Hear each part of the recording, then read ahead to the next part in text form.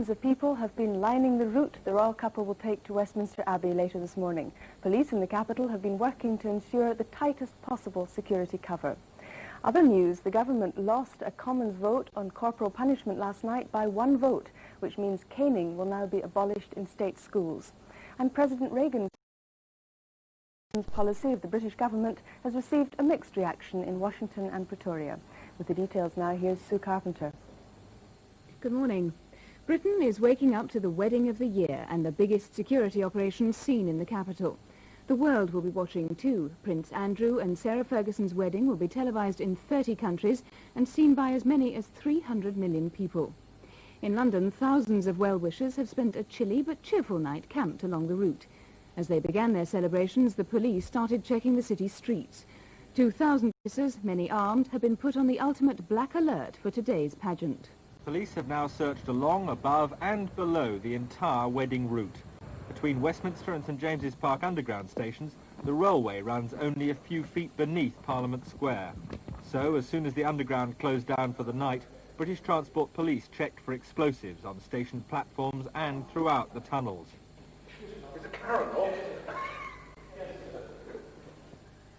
The electric current in the rails was safely switched off, and 24 men walked every section of track, looking for a hidden bomb, particularly where the carriage processions will pass directly overhead. Above them, other officers had a noisier but happier task, keeping an eye on explosives, determined not to waste a moment of the night simply sleeping. So it was a short but cold night. First light celebrated all along the route with 1,000 cups of tea. The police are now carrying out their first major security task of the day, searching each and every bag in the depths of the crowd, leaving one officer free just to show the flag. MPs have voted to abolish corporal punishment in Britain's state schools. The decision means the end of 4 years of uncertainty since the European Court of Human Rights ruled in favour of parents opposed to the use of the cane. From Westminster, Lance Price reports. The vote was carried by the narrowest of margins after Conservative MPs were allowed a free vote. 35 of them, including 8 ministers and a government whip, joined with the opposition. They ignored the advice of the Education Minister, Chris Patten, who urged them to leave the matter to school governing bodies. He said corporal punishment could be a valuable deterrent. But for Labour, Giles Radici said it was barbaric, inhuman and degrading. And he had the support of some Conservative backbenchers like Graham Bright, who thought it was humiliating to both pupils and teachers. The vote has the effect of outlawing all forms of corporal punishment in state schools, and they'll be given until August next year to come into line. The Caribbean island of Montserrat has become the 31st country to join in the boycott of the Commonwealth Games. More than half of the original competing nations have now withdrawn in protest over Britain's policies towards South Africa. The competition opens in Edinburgh tomorrow, and with about 700 competitors pulled out, Games officials are busy rearranging events. It was a much smaller team than originally planned, 4 athletes instead of 22. But at last some good news for the Commonwealth Games. They arrived in Edinburgh late last night, somewhat bemused by the attention, but an African team which had said it was staying away had changed its mind. There was some surprise when Lesotho announced they'd be pulling out. Expected to support the boycott. The team manager maintained that the reasons weren't political, but financial. We are here because the government has said we should come in. They're quite happy for you to be here, are they? I hope they are. And there's no problem with the other athletes, it's just purely financial, is it? I think it is purely financial matters. And you're happy to be here and your athletes are happy to be here? Well, I think we are all happy to be here. And it emerged last night that an anonymous benefactor, touched by the plight of the Lesotho team, had offered to pay for another athlete to come over and compete in the Games. There's widespread disappointment over President Reagan's speech last night on South Africa. He was expected to announce a major review of United States policies towards the Pretoria regime. Instead, the president ignored pressure from fellow Republicans and the rising tide of popular opinion to reject the use of economic sanctions. Reaction to the president's speech, all of it to a lesser or greater degree critical, centered on his continued refusal to consider sanctions. I urge the Congress and the countries of Western Europe to resist this emotional clamor for punitive sanctions. Predictably, Democrats were most scathing. The president's statement is not only a disappointment, What must worry the president more is the...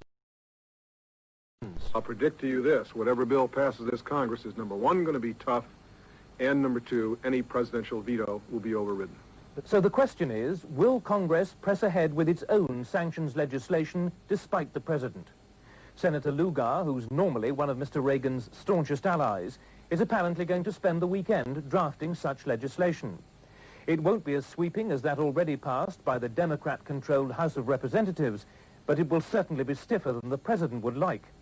It would need a two-thirds majority in Senate to bar any presidential veto. The Foreign Secretary, Sir Geoffrey Howe, is due to arrive in South Africa in an hour. He'll be meeting President Botha later today, and it's certain that they'll discuss President Reagan's... Last night's speech by the American leader has already got Mr. Botha's approval. Reliable sources here say that President Reagan's call for a timetable for dismantling apartheid and for Pretoria and its black nationalist opponents to begin negotiations will feature prominently in Sir Geoffrey Howe's talk starting today. It's understood he'll try to put some flesh on the plan by the recent Commonwealth mission, which proposed the release of Nelson Mandela and the legalizing of the ANC in return for... He'll also seek to allay Pretoria's fears about the ANC's ability to hold to a ceasefire. For his part, President Botha will repeat his position that Mr. Mandela can be freed once he renounces violence, and that, if necessary, South Africa is prepared to go it alone and defy the world. China has expelled the British journalist John Burns, who was detained by the authorities last week for entering an area of the country forbidden to foreigners. The Chinese say Burns, who writes for the New York Times, was there to carry out activities incompatible with his status, the diplomatic term for spying.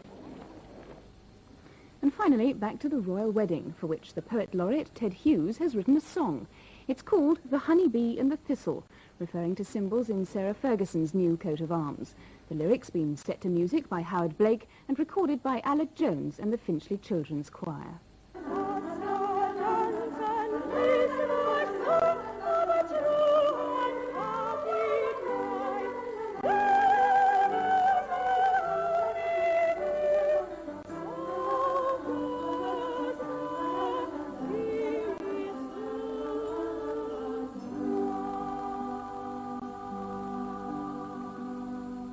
And that's it. The summary's at 7:30. Now it's back to Frank. If there's one place outside London that's brimming with excitement and anticipation, as much as the capital is, it's Sarah Ferguson's home village, a little lovely, pretty little place, Dummer, in Hampshire. And all morning we'll be joining the residents of this small community as they celebrate the wedding day. With them are Val Singleton and John Stapleton. Good morning. Good morning, Frank. Thank you very much indeed. Well, of course, everyone down here is absolutely delighted that a tiny little village like this has produced a princess. And for some of the villagers, this is a very special day indeed, because they've been invited to the wedding itself. And in just a few moments, we'll be waving goodbye to them as they... Selina Scott has been looking back at the days when Sarah Ferguson was just an ordinary schoolgirl. Selina. It just seems amazing that our children are at the same school as she once went to. It's exciting for them, and they'll watch the wedding with special interest. They've been drawing pictures of her. More freckles than even she has, I think. He's very dishy. He's not dishy at all. He's very ugly. He always smiles. I wouldn't like to marry him. No, I wouldn't. Would any of you like to be a princess? At Danes Hill School, Sarah was an outgoing... Whether she ever wanted to be a princess isn't recorded. What is known is that she was one of the most popular girls around, already showing she was less interested in the academic life than in swimming, hockey, netball, tennis, rounders, and of course, horses. Sometimes a cry would go up, ponies, and if you weren't careful, your form had disappeared in search of ponies before you had time to do anything, so you had to nip smartly to the door. Although they would be late for the first lesson because they'd gone down to the blacksmith. I know she wrote to me when she went on to her next school triumphantly and said she'd met the daughter of a film star and her French was so much better now. Rather implying that the French film stars, they did do a better job than I did.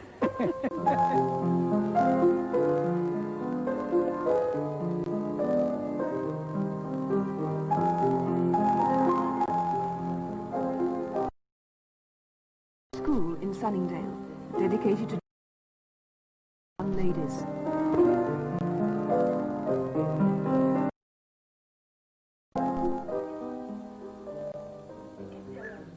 Nous sommes une classe de français au collège.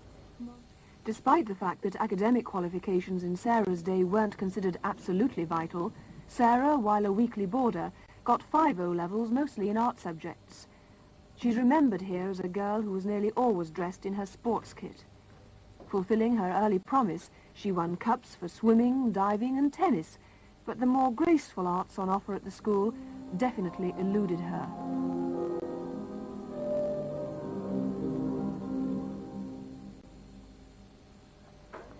Just one of the sort of people who you are aware of straight away. I think it happens in any class.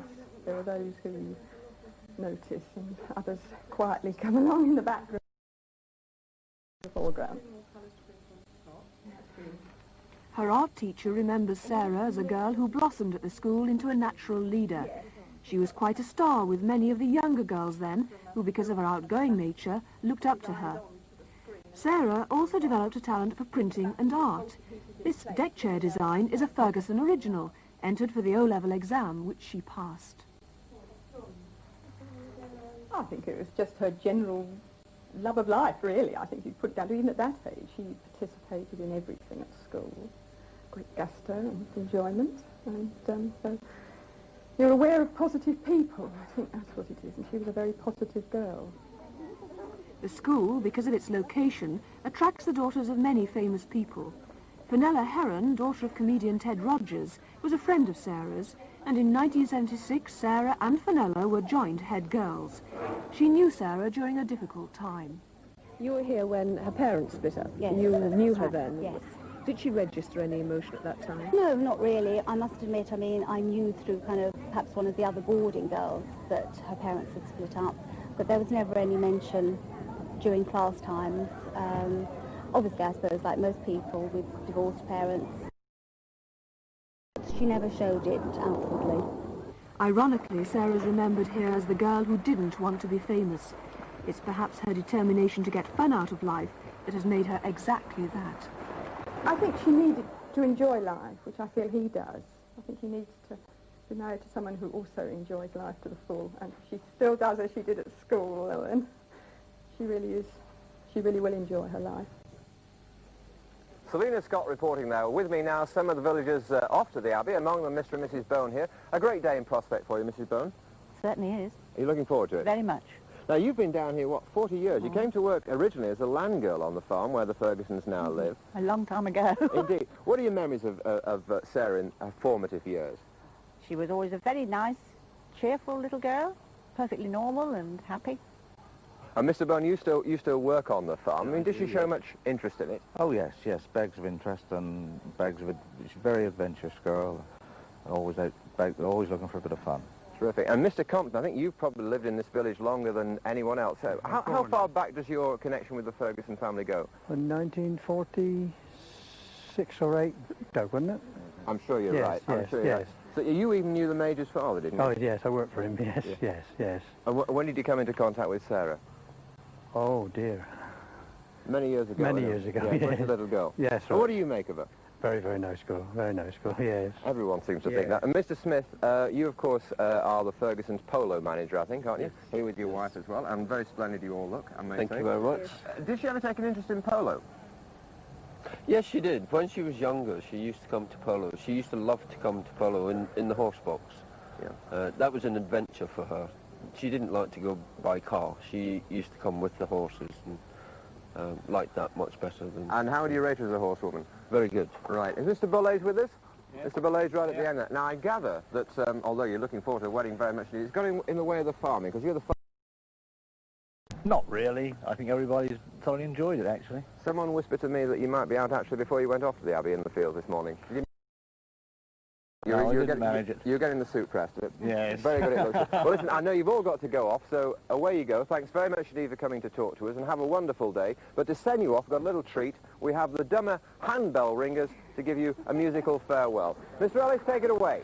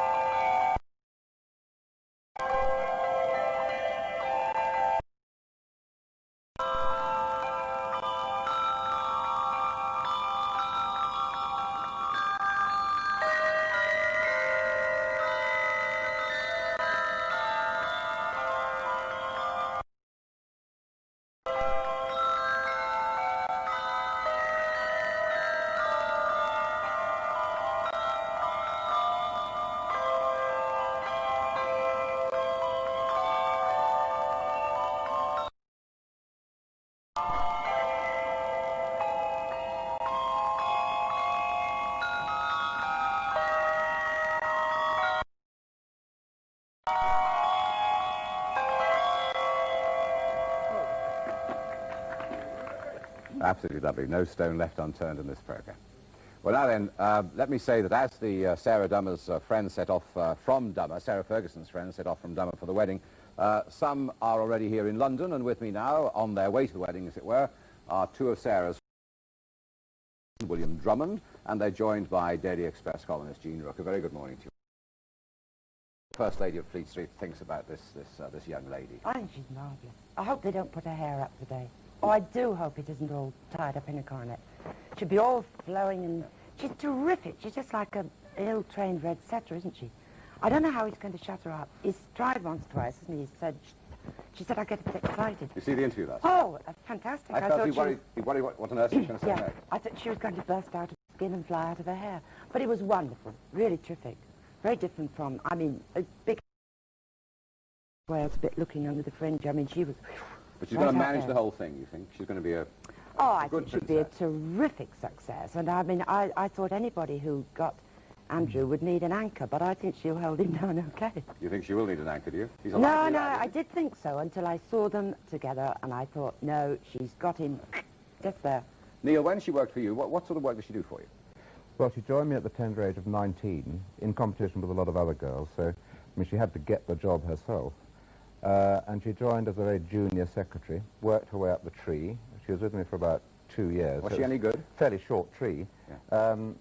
Oh, she was marvellous, because every day she walked into the office, she was like a breath of fresh air, great sense of humour, marvellous with the clients, some of whom, as you know, can be very difficult. She was always the one who put people at their ease, and she was just a very sunny lady to have around. Okay, you're in the public relations business. Now, you, William, you're an art dealer. Did she know anything about paintings? Did she have any appreciation of the sort of work and product she was dealing with? I don't think she had any sort of scholastic knowledge, but I mean, she just liked nice things. I think she'd been brought up with them. And she did have a certain amount of knowledge, and she had a great sort of flair and would seem to jump on the right picture, as far as I can make out. And anything she was told, she remembered. And I think this so she was very good. You've already said so much that I would have said, so you really rather tough me. But was she not a general dog's body for you? Oh, absolute dog's body. Yeah. I mean, most picture galleries, they are sort of one-man band with one other person, and everybody does everything. So she was out sort of getting hamburgers and doing hanging pictures and going to sales and... I reckon the whole thing, we're all going over the top, don't you? Fleet Street and television. Well, we are. I mean, it's ridiculous, but I mean, everything's so miserable. Why not have a good go? No, I'm all for it. Yeah. On the way to the Abbey or back. You've got a good seat, have you? Yeah, well, we're stuck up in this press. I think I'm opposite Gladstone. I was at Princess Anne's, and I remember he looked so disapproving through the whole thing. Have a good day, all three of you. Sally.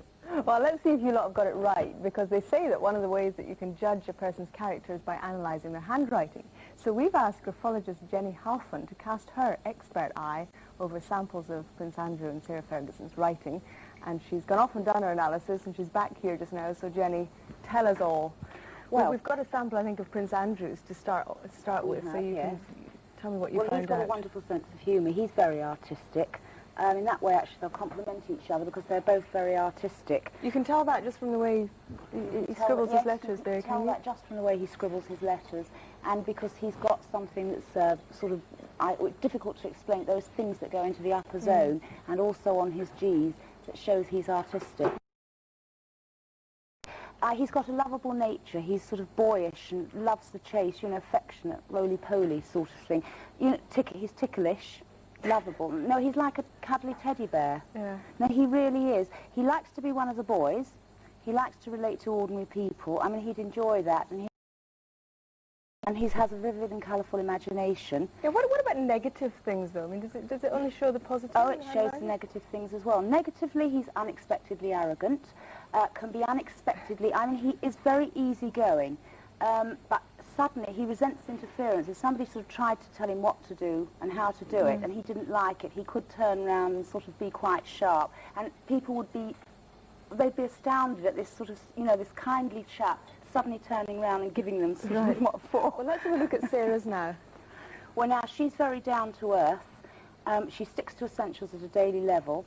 She's sometimes unsure of herself, but she's settling down now. I mean, she sort of would be getting much better because I've seen sort of the stages of the writing. Do you see what I mean, as regards to signature? So you can actually see growing certainty and self-assurance. Oh, absolutely. She hides deep-rooted inhibitions. I mean, she wants to appear flamboyant, but I mean, inwardly, she sometimes feels inhibited, but she does, you know, she desperately What about Jean Rook's point there? Is he going to be able to shut her up? I mean, is she over-boisterous? He won't be able to shut her up. I mean, she'll keep him in line. Definitely she'll make him toe the line. He won't step out of it. I'm not saying he'd want to, but she wouldn't allow him to. I mean, she's very direct and outspoken, and she will tell him what to do and how to do it. They're going to get on together all right, are they? I think they'll get on together very well, actually. She is, I mean, she's a brilliant lady. She's quick thinking. She's, her sense of humour, of sharp wit is fantastic. And she loves the theatre and drama. She's a brilliant mimic. I mean, she's fun. You know, a sister, or sort of like a girl next door. Well, she's like the girl next door. He's like the boy next door. It sounds like the Sarah Ferguson Admiration Society here. She got it right, chaps. Right. Yes? Yes, absolutely. I mean, the sense of humour bit, I think, is very important. She's got a fantastic sense of humour. Wicked sense of humour, really. Great practical joker. Yes. One thing that rather interests me is, because you're a handwriting expert, she is... Is she smarter than him, Jenny? Do you want an honest answer? Yes, she's smarter than him. It's a different sort of imagination. She's quicker thinking. He would contemplate carefully and think a long time before he answered. She's snappy. She's got it all up top. I mean, she's on construction and stuff. I mean, she's brilliant for all that sort of thing. Jenny, thank you very much for all your work. Thank you. Over to Bob now. A great event in London. We've got a great event coming up in Edinburgh, with any luck. Yes, indeed, Sally. Good morning to you. It certainly promises to be a great day today, and it should have been another day of celebration tomorrow with the opening of the Commonwealth Games in Edinburgh, but the Games are now surrounded by political controversy. Canada, one of the strongest teams, had to hold a news conference to confirm they were staying in the Games after rumours arose that they might withdraw. 5 more nations did pull out yesterday to go, so that 31 of the original 58 countries will now be absent, taking over 600 competitors out of the Games. But the 27 countries left will still provide almost 1,700 sports, nearly 3/4 of the original number. That total won't include Annette Cowley. The South African-born swimmer has left Edinburgh after the High Court ruled that the Games Federation had been right to ban her. Cowley kept smiling and still hopes to swim for England. Obviously, I'm very disappointed in the decision that has been made, and I would have loved to swim for England. I will be continuing swimming and hope that one day I can swim for my country. And after the decision on Cowley, Zola Budd will not now appeal against her ban. Back on the running track, Steve Ovett confirmed his fitness for Edinburgh by winning the 1,500 metres in the 3rd fastest time this year. That's 3 minutes 54.5. Morocco's Saeed Owita won the 3,000 metres, but failed in his attempt to break the world record. On to cricket, and Essex, after a poor run, are back in 2nd place in the county championship following their win over Worcestershire. Leicestershire move up to 3rd despite only drawing with Sussex. Elsewhere, there were wins for Kent over Lancashire, whilst Glamorgan. Peter Willey, bowling here, will replace John Embury in the England side for the first test against New Zealand at Lord's, no doubt with fond memories of his man-of-the-match performance there in last year's Benson and Hedges final. Willie's off-spin is no real match for Embry's, but his batting will provide a welcome bonus.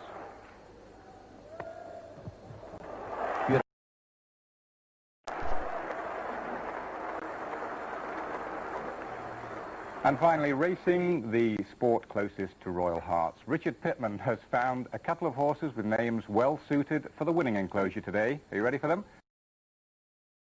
For the 4:15 at Yarmouth. And here we go, Sweet Andy in the 4:45 again at Yarmouth has an each-way chance of completing a happy double. Or should that be a happy couple? Sorry. Thanks very much, Bob. Over now to Francis down at the Mart. Looks as if the sun's come out, Francis. It does. I'm on the north side of the palace, the crowd just with me here. In the sky you can see nice and bright.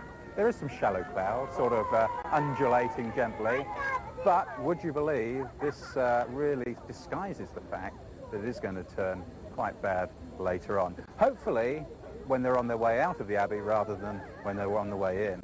There's a lot of showers beginning to brew up. They're coming down the eastern side of England, and I think later on in the afternoon, even one or two to the east of London will be thunderstorms. Let's begin by looking from satellite. You'll see what I mean, how nice it is in the south and how cloudy it is elsewhere. That's a long shot that shows you the Mediterranean's doing well. Once again, strong sunshine, high temperatures. But in our latitudes, of course, we've got all the cloud. Now that cloud is swirl transports itself down the North Sea, the wraparound cloud clipping down the eastern towards East Anglia. The south, though, as you've noticed, starting nice and bright. But it's only a matter of time before that lot comes over. So bright in the south to start with, clouding over, rain later. 9 o'clock then, going through the sequence. We'll forget about the cloud, we'll just concentrate on the rain. The rain area's there. By 12 o'clock, I think a line of showers, North Wales to South Yorkshire, Lincolnshire, that's the significant thing. 3 o'clock in the afternoon, probably turning thundery over the east of London and elsewhere to the east of the Pennines. But by 6 o'clock, all that over. And then on the left-hand side, the new belt of rain coming in. Quickly through some more details then. The winds, cool breeze, temperatures below seasonal norm, pollen count low, summary chart, there you are.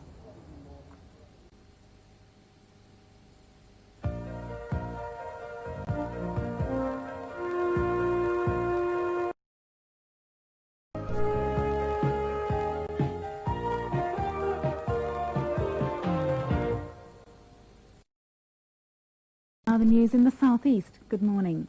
The final report on the conduct of London obstetrician Wendy Savage is published today. Mrs. Savage, a consultant at the London hospital, was suspended after allegations of incompetence. A disciplinary panel cleared her of misconduct, and today's report will make a recommendation on whether she should return to her post. The decision by the Caribbean island of Montserrat to boycott the Commonwealth Games has ended the hopes of two East Londoners. Stanley White and Jay Glassford from Hackney, whose parents were born on Montserrat, were hoping to represent the island in the badminton tournament. The bank robber, nicknamed Clint Eastwood, has struck for the second time in 2 days. The man, who wears a bush hat and sunglasses, stole more than £7,000 from a bank at Beaconsfield in Buckinghamshire yesterday. On Monday, he made off with £5,000 from another bank at nearby Little Chalfont.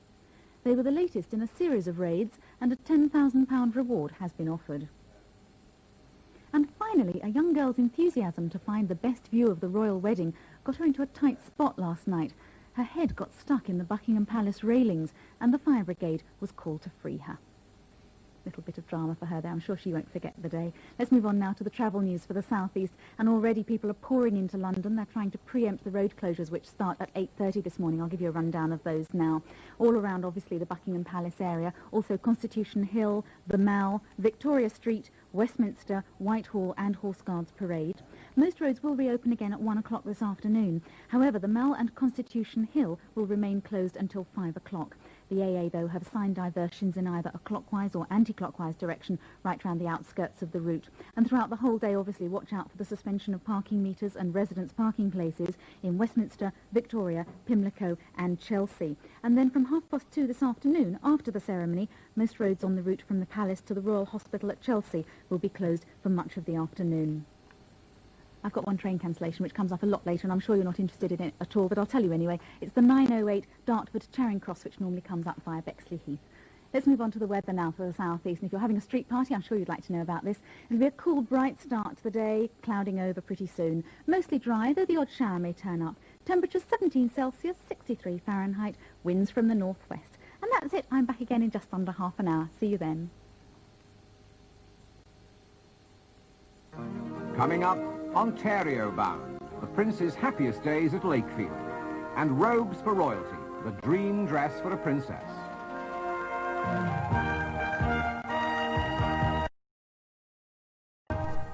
Good morning. It's 7 o'clock on the morning of the royal wedding day. Now over to Sue for the latest news.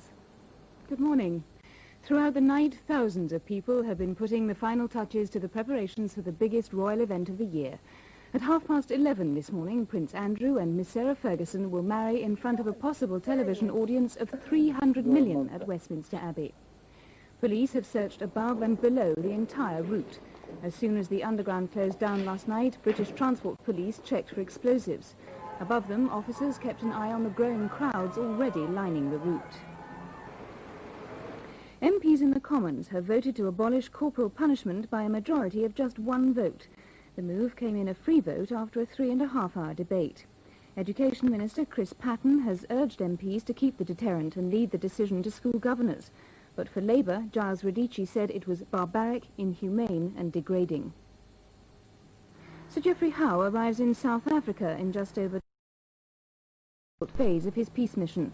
He left Brussels last night on the start of his 8-day trip with no sign that the Pretoria government would bow to demands to dismantle apartheid quickly. There's been widespread disappointment to President Reagan's speech on South Africa. Congress appears determined to pass a bill imposing some form of sanctions on South Africa. Some of the most worrying criticism for the president has come from his own Republican supporters. I'll predict to you this: whatever bill passes this Congress is, number one, going to be tough, and number two, any presidential veto will be overridden. France has officially apologized to New Zealand for the sinking of the Greenpeace ship Rainbow Warrior in Auckland Harbour. Two French agents jailed for their part in the bombing have been released. They left New Zealand overnight for a French military base in the Pacific to serve a further 3 years in captivity. And that's it. I'll be back at 8 o'clock with the main bulletin. Now it's over to Selina. Well, thank you, Sue. As you can see, the crowds are gathering outside Buckingham Palace. It's now 7:33 in the morning, and lots of cars on the way to work, people getting ready to go to work, but there are still a tremendous number of people who've turned up from all over the world to see the wedding today. And even the press are getting organised. They've found their little places on the Victoria Memorial, so they should have a fine view of the Mall today. Now, just let me give you an idea of the route that Prince Andrew and Sarah Ferguson will be following this morning. Now, just after 11 o'clock, Prince Andrew and his supporter, Prince Edward, will leave Buckingham Palace, and their carriage will move down the Mall. Now, they'll go through Admiralty Arch, down Whitehall, along to Parliament Square, and then the west door of Westminster Abbey. So, the escort of the Household Cavalry will follow the same route, except that she'll be leaving from the Queen Mother's residence at Clarence House. She's been staying the night then. I presume right now she'll be getting herself organised. It's now 25 minutes to 8. Now, after the ceremony, the bride to Buckingham Palace, arriving out here on the balcony at about 20 to 1. So that's the day's look at the proceedings for today. Let's take a look now at David Dimbleby, because I gather he's down at Westminster Abbey. He's been there for most of the morning. Hello, David. Hello, Selina. Good morning. Good morning, everybody. Westminster Abbey. We'll be watching the wedding service and the arrival of all the processions from here. And that the American networks have also built all over London for this wedding. NBC, ABC and CBS are all here in force with their leading commentators. And with me is Bob Jameson from ranking American morning show, like breakfast time. There's terrific interest, but is it greater than it was in Charles and Diana's wedding? First thing I'd like to say is that our studio is not exactly like this. Ours has no roof, which is why we're praying for fine British weather. You're in luck, I think. I think that there will be a larger audience today for the American television programs about the royal wedding than there was 5 years ago, for a variety of reasons. But what is it? Is it that the royal family is seen as a another version of Dynasty in America, or is it because there's a real interest and fascination with the institution and with the ceremonial that's done here? The short answer is that there is nothing like this in the United States except on television, except Dallas or Dynasty. There is real fascination with the tradition, with the pomp and circumstance, things we don't have, with the monarchy, something else we don't have. But there also is a fascination, a pop magazine fascination, I think, with the members of the royal family. One of the things that you must remember about the President of the United States is that he comes and goes, and so does his family. This family is always here. Mrs. Reagan's going to be here, of course, in the Abbey. Yes. A lot of people in London are hoping that the very fact she's coming will reassure Americans who've been keeping away from Britain for fear of their safety, and none of us here think it's a very unsafe place to be, that they'll be reassured when they see her in the Abbey and will decide if she can come, they can come. Do you think that'll happen? I think that'll happen to a certain extent, but I think the whole tourism business has begun to turn around already.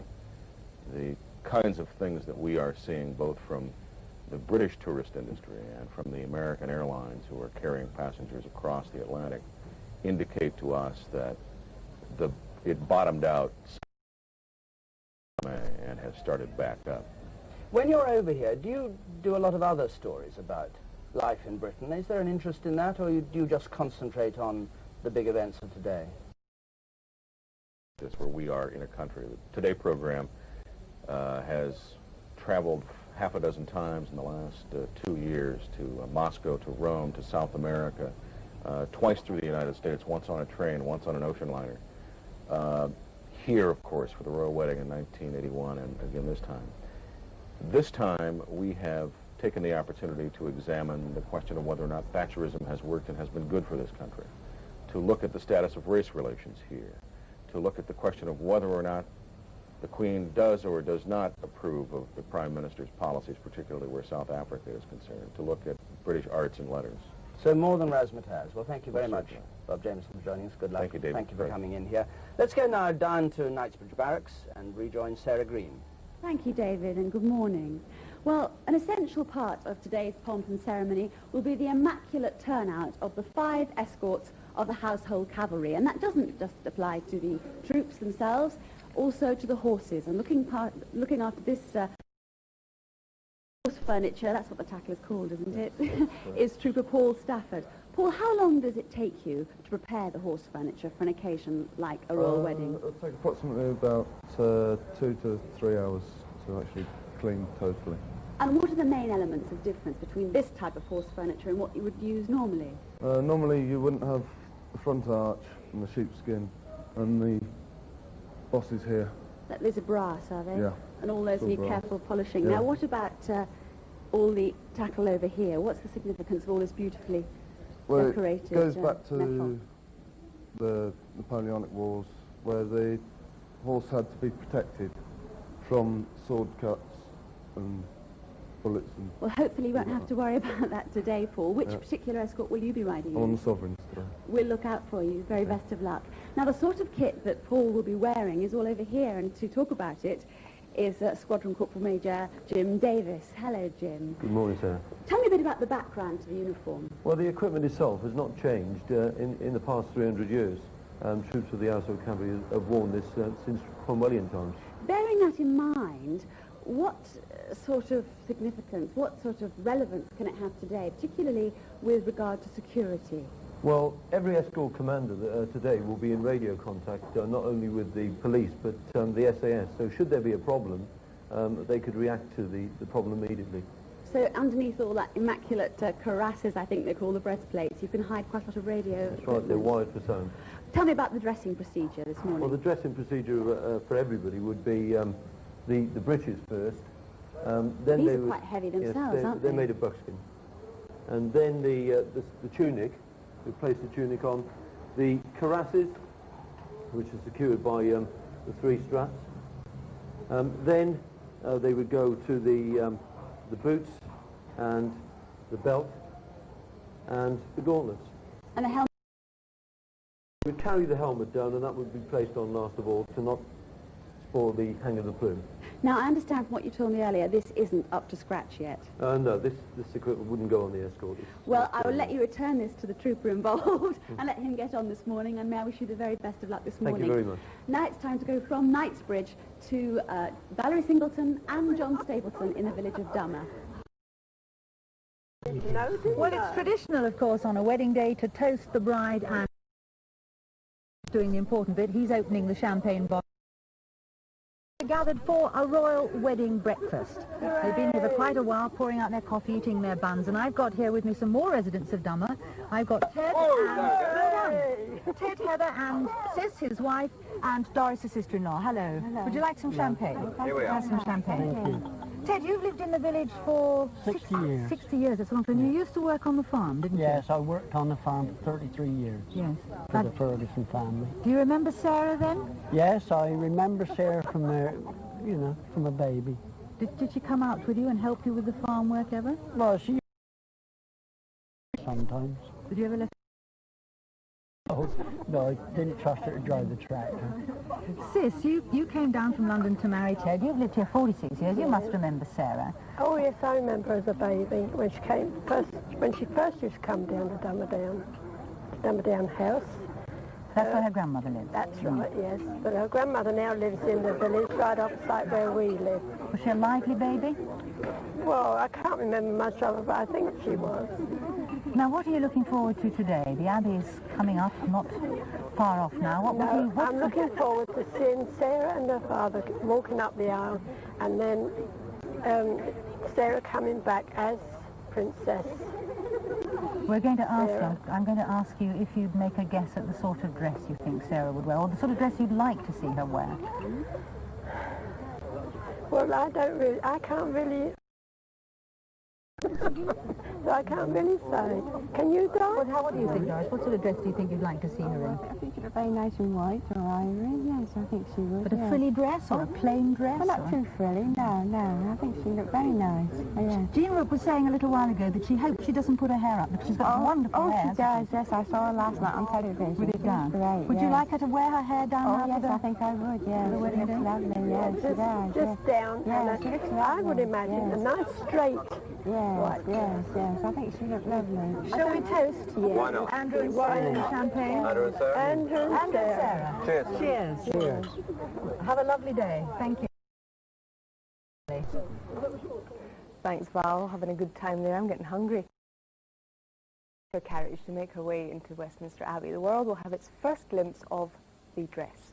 Since the 60s, the dress chosen by a royal bride has set the style for others to follow. Princess Margaret's had a V-neck bodice flaring out into a full skirt of white silk organza with a train of silk tulle cascading from her diamond tiara. In the 70s, Princess Anne's showed Tudor influences, ivory in colour, and again with a fitted body and flared skirt sweeping into a sweeping train. And then for the early 80s, there was Princess Diana's ivory silk taffeta finished with all manner of frills, bows and lace, and that 25-foot train taking all 5 bridesmaids and 2 pages to hold it. Well, with me are Maureen Baker, the designer of Princess Anne's wedding dress, and Sandra Bowler, editor of Brides Magazine, and Mark Boxer is hanging in there along at the end as well. Maureen, you've been through it all with Princess Anne's dress.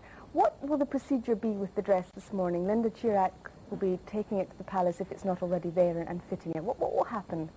Well, I should imagine she would have got it there last night, hopefully, because then that's one worry out of you. And then she'll be probably getting ready now, sort of having her makeup done. Does Well, Linda, wait a minute, it's a little bit early yet for that. does Linda, the designer, supervise all that? Is she I mean, it's a huge responsibility for her, isn't yes, it? she'll probably dress her, see that she looks exactly as she wants to do, and to see the veil and everything, that side of it. I wouldn't say she'd be somebody. Have a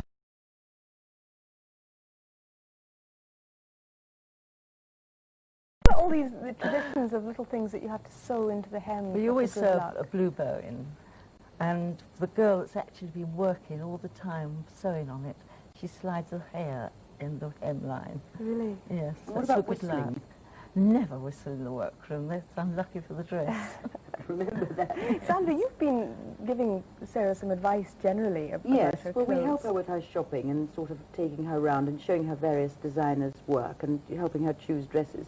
And Hey, indeed, what of do you course, make choosing of some her for clothes sense? There's been some other Well, cruel things written there about. have been many cruel things written about her, but the fact is, I mean, it's a great relief to me that that interview came out last night, because actually what she said was what one couldn't say oneself, and that is that she, unlike, or I don't know, like many women, dresses actually for her man. She doesn't dress for fashion editors. She doesn't always take our advice, but she's happy in what she wears, and he actually has the final say, which is very different, I think, from the Princess of Wales, who after all was only 19, and she relied much more on, she went to Vogue for her kind of advice, and that was much more dictatorial.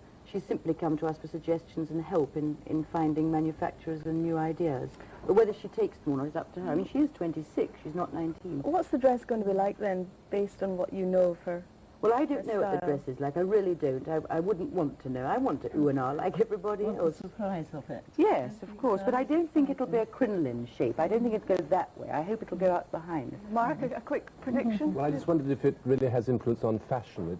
Princess Diana's dress probably had some influence on ball dresses, but probably more on sort of curtains and pelmets, because it had every sort of bow, rather like the sets here. I don't think it is an influential thing, the wedding dress, although everybody seems to speculate about that more than anything else. Right.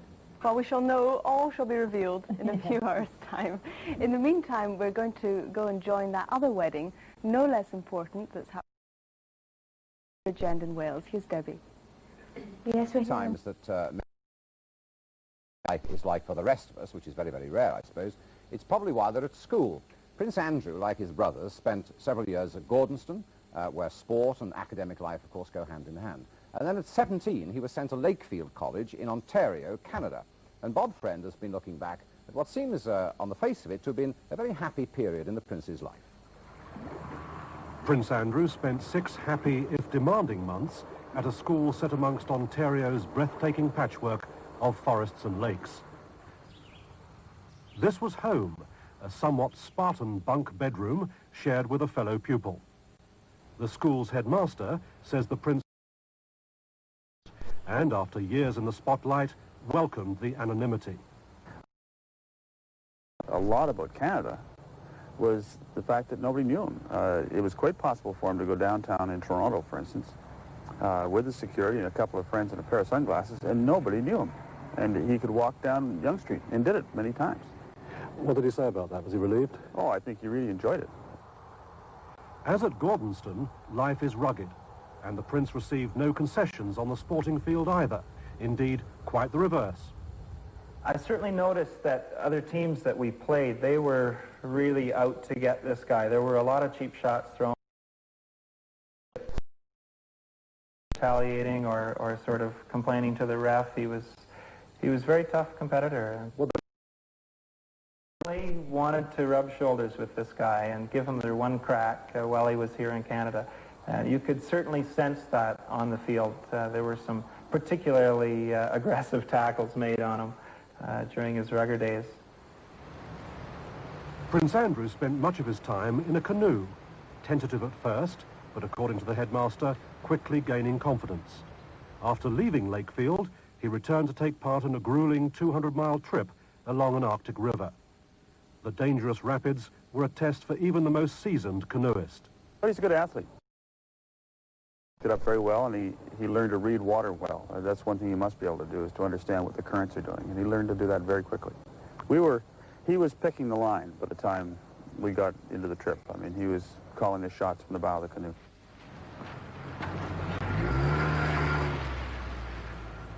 There was, as we know, another side to the prince's life. Time spent in the company of 16-year-old Sandy Jones, a lovely young Canadian girl he met when she was his official. In Toronto, Sandy recalled their first encounter. People are intimidated by the royal family because it's such a wonderful thing, and it seems quite ominous to a youth. And I didn't know what to think, so I just was myself. And he put me at ease within about 5 minutes. You know, said, "Please don't call me Your Royal Highness. Please just call me Andrew." And you know, and it was easy. So how did the romance blossom? Because it was a romance, wasn't it? I suppose you can call it that. We were pretty young. Well, as I said, I went up to the dance at Lakefield, and we were just really compatible, and we had a lot of good fun together. And I would stay at the headmaster's house when I went up there, and I would go up on different weekends, and on occasion we would stay at his guardian's home, you know, Colonel and Mrs. Frank McEachran here in Toronto, and we would just do things together. We'd go to concerts, and we'd go shopping and things that 16-year-olds do, and just enjoy each other's company. Back in the limelight and hunted by reporters, the Prince, occasionally accompanied by Sandy, enjoyed a degree of privacy at this remote holiday retreat. It's the home of Colonel Frank McEachran, who acted as Prince Andrew's guardian.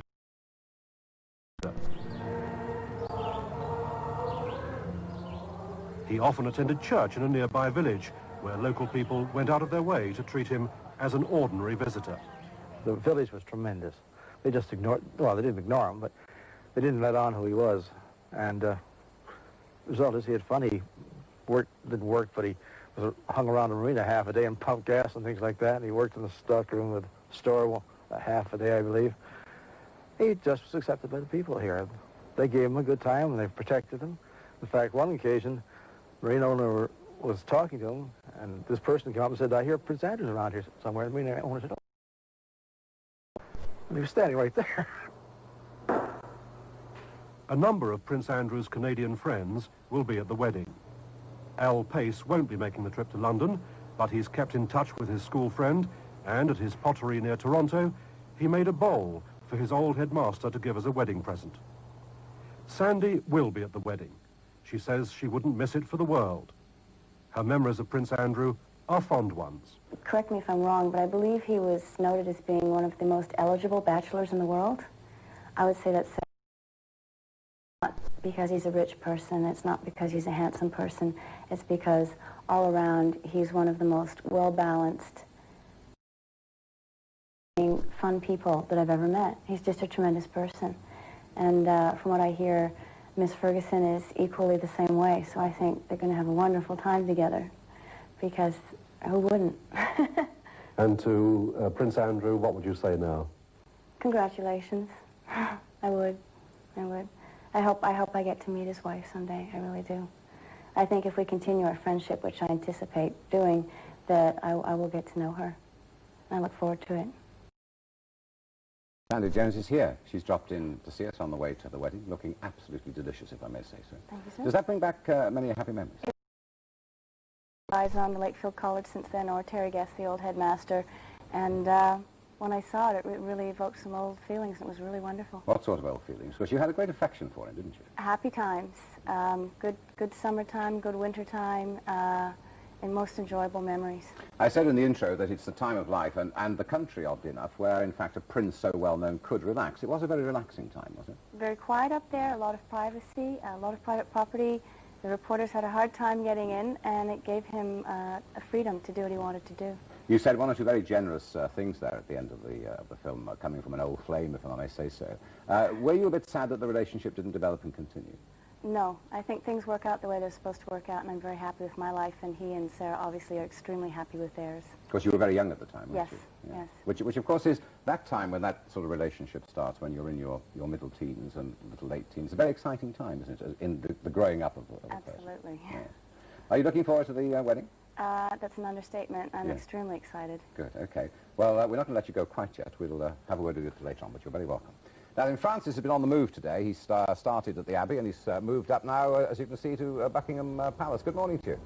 Good morning again, Frank. They'll be out at 1:30, the couple. On that balcony, you can see they've just put out the red... There's also a lot of activity through the gates at the bottom, but above the palace, the skies look pretty ominous. I don't know if you can just tilt up a little bit. A lot of grey, heavy-looking cloud has worked its way in. Let's see where it's come from and see what it's going to do. Take a look from satellite. You'll see how it's come down from the northern latitudes. And on its way down, it's been dropping a fair few showers, particularly over northern England. You can see the Mediterranean once again. Coming up, the pilot prince takes to the air, and down to earth, the Red Devils give a wedding display.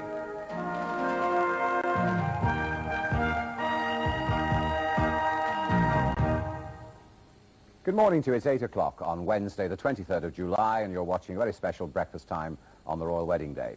The headlines this morning: Buckingham Palace has just announced that Prince Andrew has been created Duke of York. He receives 2 other titles, Earl of Inverness and Baron Killalea. In central London, a major security operation has been underway all night in anticipation of his wedding to Sarah Ferguson later this morning. The other headlines: the government has lost a Commons vote on corporal punishment, which means caning will now be abolished in state schools.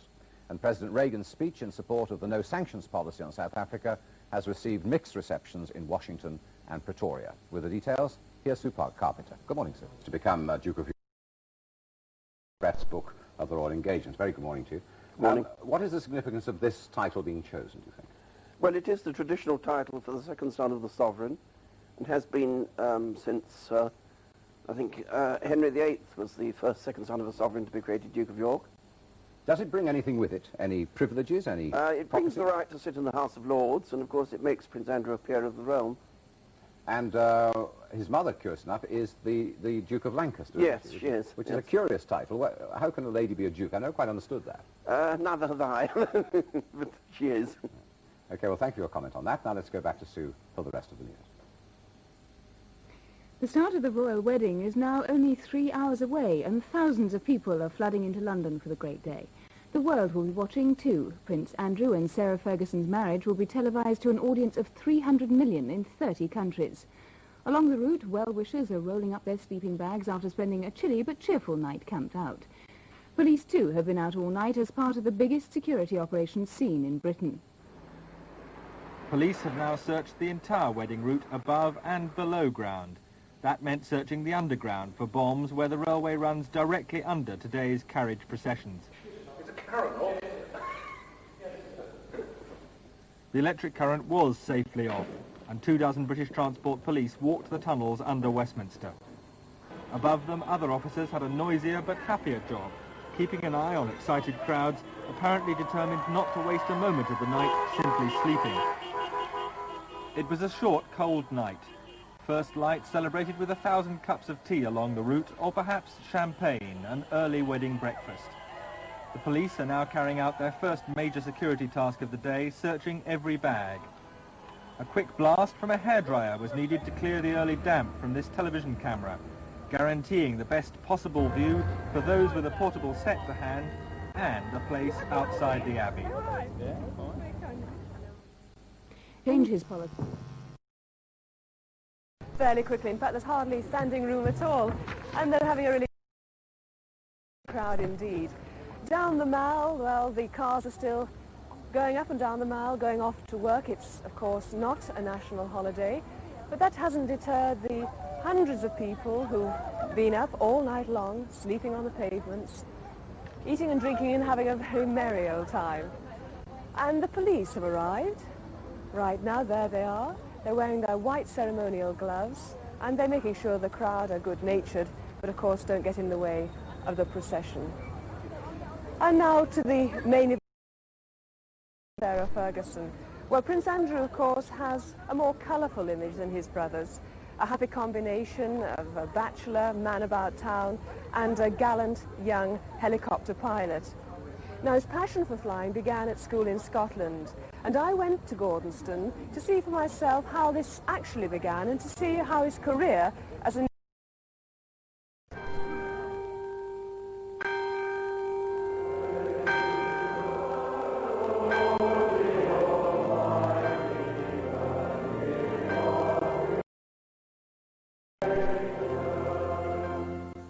Well, it's showing you what you really like, gives you a better idea about what sort of personality you've got.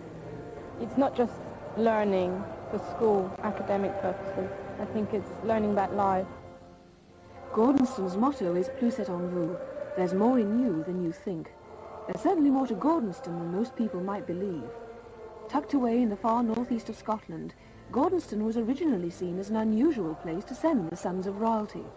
A school not just Spartan and character building, its dominant philosophy is to bring out the hidden talents in children. It enabled Prince Andrew to polish his natural abilities and to draw out some unexpected skills. He was a cheerful person. He tried his hand at a great many things, was very good at some of them, possibly not so good at one or two other things. Education, where people do a wide variety of things and are able to be good at least some and be made to be not quite so good in others. And he was very cheerful. He was helper of his house, captain of cricket. He played in the rugby side. He was the best potter in the school while he was here. Yes, Prince Andrew fitted in very well. To encourage the then second in line to the throne to throw pots may seem an odd part of a prince's education, but Prince Andrew was an enthusiastic potter. His interest didn't lie in the finer artistry of figurative work or in intricate ceramic flights of fancy. Prince Andrew's pots have long since disappeared from the classroom because they were made for a purpose. They were practical and useful, and he gave one to the Queen Mother for her birthday. Perhaps an even more surprising outlet for Prince Andrew's practical ingenuity was picked up in the inventive environment of the technology workshop. Well, I suppose my principal memory is watching him weld. It was he who made this rack and trolley for the spanners down at the far end of the workshops. And he actually made it out of recycled bedsteads. Doing it because it wasn't nice material to work in. It kept exploding. And he kept coming out with Royal. But he was very keen.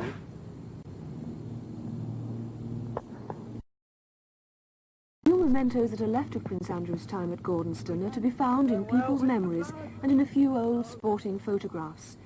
But his lasting contribution to the school is best seen in the one enthusiasm which, as a boy, captured his imagination.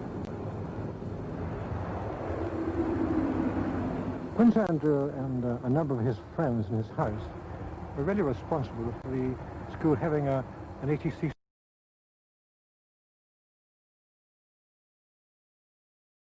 and a squadron they would be the first to join. Laurie Beaton still runs the ATC squadron in which so many of Gordonston's pupils take to the air for the first time.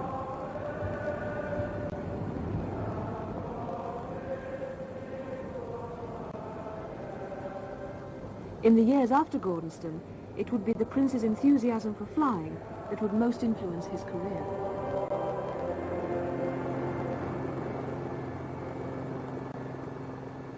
Midshipman, His Royal Highness the Prince Andrew. One of Prince Andrew's proudest moments, his father gives him his wings on the day he graduates as a pilot. The Louis Newmark Trophy, awarded to the student achieving the best flying results. And as a marker of his natural flying ability, another accolade, top of his class. This desire of his to fly, as well as an aptitude for it, was to lead him into perhaps the most dramatic event of his life so far. Over 1,200 men, both British and Argentine, were killed in the Falklands War. Hundreds more were badly injured. It was essentially a naval operation, and the of the fleet, saving lives, ferrying equipment and acting as decoys for Exocet missiles to protect their ships. Young men suddenly found in a few short weeks they had more battle experience than anyone else in the Navy. Prince Andrew was 22 years old. He'd won his wings only the year before. I've been shocked at what has happened, the way that the ships were taken out. It is a really nasty. I mean, I think that a small missile, perhaps 18 feet long, can do that much damage. And I think we've all seen the photographs of HMS Sheffield and Atlantic Conveyor, or if not, I saw Atlantic Conveyor myself. She was a burning wreck. The pride of which to see how the British force actually worked together. This was absolutely amazing. It really was.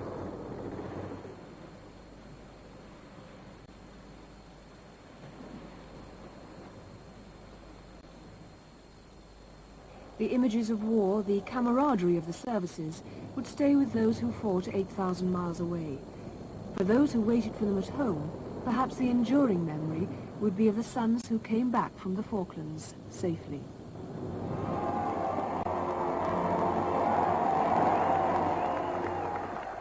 Well, I'm now joined by Commander Raithwick Sneed and Commander Rory McLean, both of whom served with the Prince in the Highlands. Very good morning to you. Good morning. He got no special treatment at all, did he? No, indeed not, and in no way could we have afforded him special treatment. I mean, he was there as a pilot, and a member of one of the crews in HMS Invincible, and he had a full role to play. What particular missions did he go on? We were principally involved with protecting the task force, mainly from submarine attack, but also surveillance over the sea areas around the task force, and those were the principal roles that he performed. Good pilot? Yes, he is a good pilot. I think if you're going to be a naval pilot, you've got to be a good pilot to survive in that sort of environment, and he did well there. A changed man from the time he went to the time he came back, do you think? Oh, inevitably. I mean, the 6 months, most amazing scene for him to imbibe, and inevitably a very much changed man, much more mature, I think, at the end of it. Very difficult for the Navy, and very difficult for him to be in the Navy, because he is, after all, the prince, and he is junior to you in the service. Was that difficult? No, it wasn't really. I think his great strength is his ability to transform himself from being a royal, perhaps at the right on with the job of being, you know, a helicopter pilot, the only helicopter pilot in the Brazen. That's where he got the term Randy Andy. Any comments on that? Well, you know, he doesn't drink, he doesn't smoke, he doesn't gamble. I think he likes fast cars and very smart women. Most aviators do, I think. And most sailors, perhaps? I think probably so, yeah. Well, enjoy the wedding, and we'll not let you go just now. We'll have a word with you a little later on. Well, now, down in Dummer, that's where we're going now, in Hampshire, Sarah Ferguson's home village. Festivities are well underway, and joining in the fun, they're drinking champagne down there already. At about half an hour ago is John Stapleton. Thank you very much indeed, Frank. Well, down here in Dummer, we have in prospect something which we hope, anyway, will be really spectacular. A royal salute to Prince Andrew and Sarah Ferguson from the Red Devils Freefall Parachute Team. And alongside me down here on terra firma, Warrant Officer Peter Bedford. They're about, what, 4,000 feet above us at the moment? 4,000 feet, John, yes. Just about to run in now and exit the aircraft. Well, we've got 10 members of the team on board the aircraft today. The team commander, Captain Mickey Munn, the Sergeant Major, Team Sergeant Major, W.H. Alec Monroe, and 8 members of the team. 8 members of the team who are on the aircraft today have actually served in the Falkland Islands in 1982 during the time that Prince Andrew served down there during the conflict. Right. Now tell me about the procedure. I've lost the aircraft for a second. The aircraft is running in overhead. Here they come. Here they come. We can see them. Out of the aircraft now. Right. And there you see 4 men linked together in what we call relative work there. Yes. Letting go now.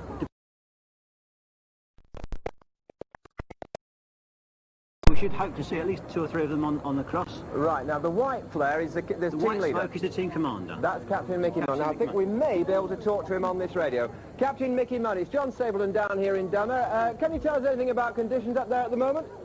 Good morning, John. Yes, the conditions up here are quite good this morning. A great taking says down there with all the trees around it. But Dummer looks lovely from, I'm at 1,500 feet at this time. Absolutely terrific, and I see that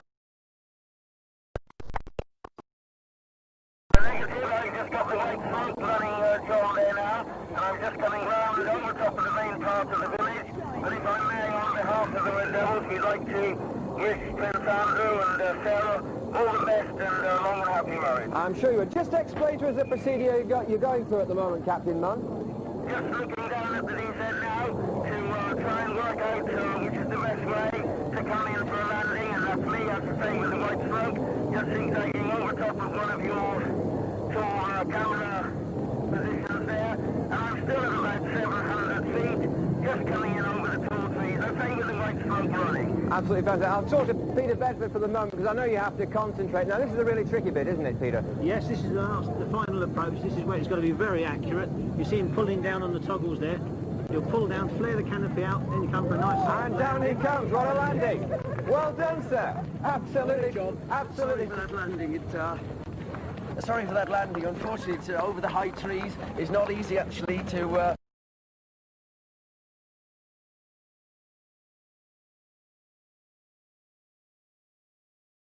The conditions are fairly good today.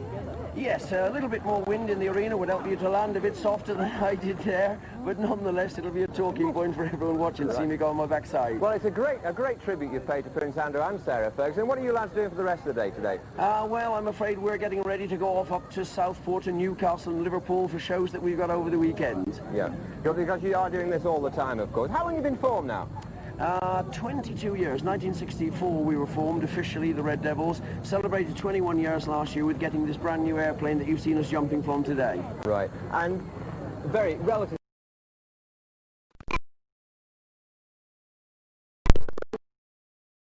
Says this, we enjoy good safety record. Well, we're almost all down. I've got There's the canopy Y just coming in right off the top. Coming in very close. Terribly well done. Y, and we've got the last three fellas still up quite high. And everyone down safe and sound. The flare's just being taken off over here. We can see over there, the orange flare's just being taken off. Everyone's safe and sound. I think that was a tremendous performance. That wasn't easy to come down from 4,000 feet on the button, and you arrived bang on time. Many thanks to you all, and I'm sure you'd all like to join. Gather around, lads. I'm sure you'd all like to join Prince Andrew and Sarah Ferguson, and wishing. That's Absolutely. right. Thank you very much. Thanks from Dummer for the time being. Bye-bye. Well done. Thank you very much indeed. As the morning wears on, more and more the focus of attention is drawn to central London. David Dimbleby is at the Abbey. Hello, Frank. Good morning, everybody. I suppose we have to start talking about the Duke of York. I think it's going to be rather difficult. I've just seen the official notice from the palace, and it's no longer Prince Andrew, so it's Duke of York from now on. Anyway, this is our studio outside the Abbey, the west door behind me, and the sanctuary where all the processions from all the palaces over London are going to arrive. The Queen, the groom, and then finally Fergie, as I'll call her for the last time today, herself, and the dress that we all want to see. We'll get the first view of it behind my shoulder here when she arrives. The crowds here have been fairly busy.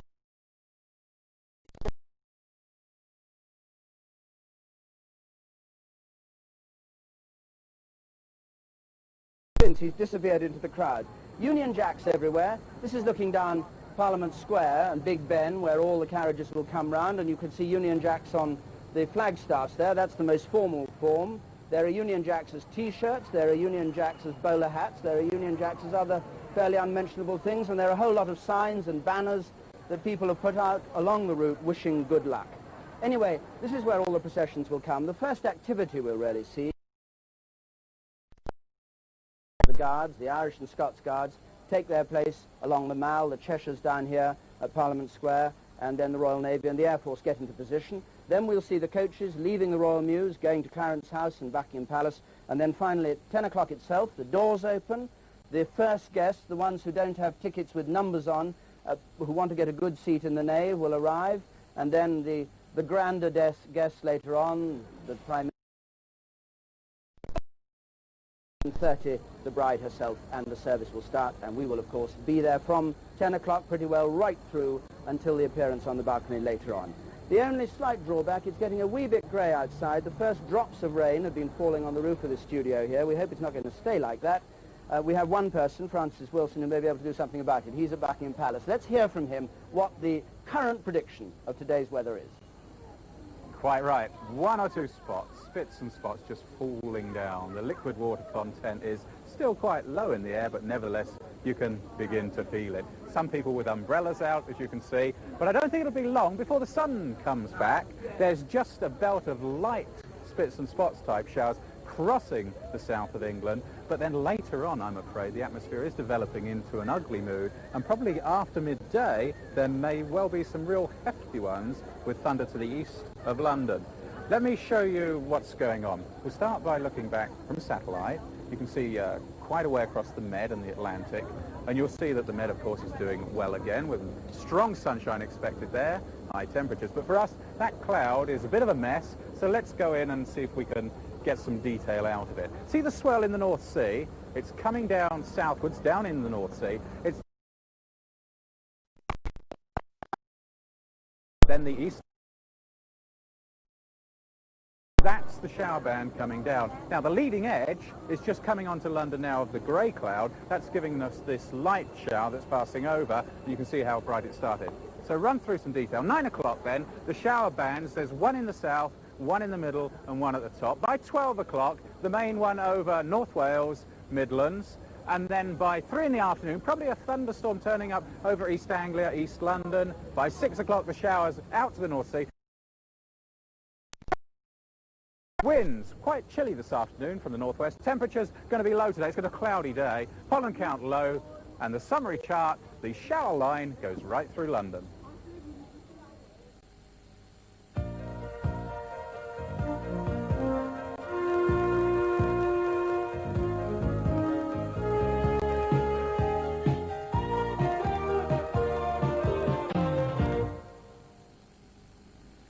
Now the news in the southeast for the last time from me for this morning. Good morning to you. The final report on the conduct of London obstetrician Wendy Savage is London hospital was suspended after allegations of incompetence. A disciplinary panel cleared her of misconduct, and today's report will make a recommendation on whether she should return to her post. The decision by the Caribbean island of Montserrat to boycott the Commonwealth Games has ended the hopes of two East Londoners. Stanley White and Jay Glassford from Hackney, whose parents were born on Montserrat, were hoping to represent the island in the badminton tournament. The bank robber nicknamed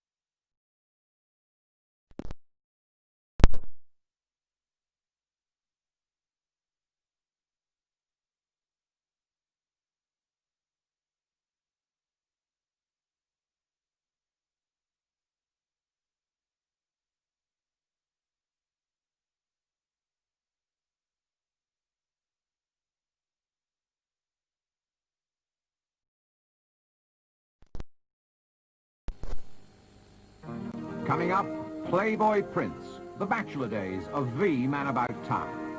And a song for Sarah, the winning school sing in celebration.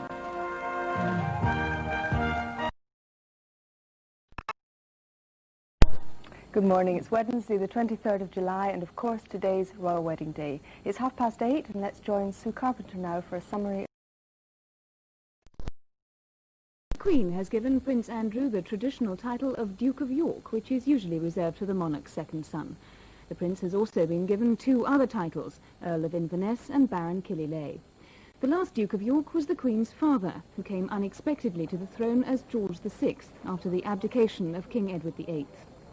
The late King George also held the title of Earl of Inverness, but the barony is a new one, named after the town in County Down where Sarah Ferguson's ancestors come from and to which the couple visited on a recent trip to Northern Ireland. Today's wedding will be surrounded by unprecedented security. Police have searched above and below the entire route. As soon as the underground closed last night, British Transport Police checked for explosives. Above them, officers kept an eye on the growing crowds already lining the route. MPs in the Commons have voted to abolish corporal punishment by a majority of just 3.5-hour debate. Education Minister Chris Patten had urged MPs to keep the deterrent and leave the decision to school governors. But for Labour, Giles Radici said it was barbaric, inhumane and degrading. Sir Geoffrey Howe arrives in South Africa this morning on the most difficult phase of his peace mission. He left Brussels on the start of his 8-day trip with no sign that the Pretoria government would bow to demands to dismantle apartheid quickly. There's been widespread disappointment to President Reagan's speech on South Africa. Congress appears determined to pass a bill imposing some form of sanctions on South Africa. Some of the most worrying criticism for the president has come from his own Republican supporters. I'll predict to you this, whatever bill passes this Congress is number one going to be will be overridden. France has officially apologized to New Zealand for the sinking of the Greenpeace ship Rainbow Warrior in Auckland Harbour last year. The two French agents jailed for their part in the bombing have been released. to serve a further 3 years in captivity. And that's it. I'll be back at 9 o'clock with a full bulletin. Now it's back to Frank. Thank you very much indeed. Now, when the prince with a playboy reputation met again the red-haired Sloane Ranger who'd been a childhood acquaintance, he probably didn't expect to end up at the altar. But today, the Queen's second son and the Major's second daughter take that long recalls the past.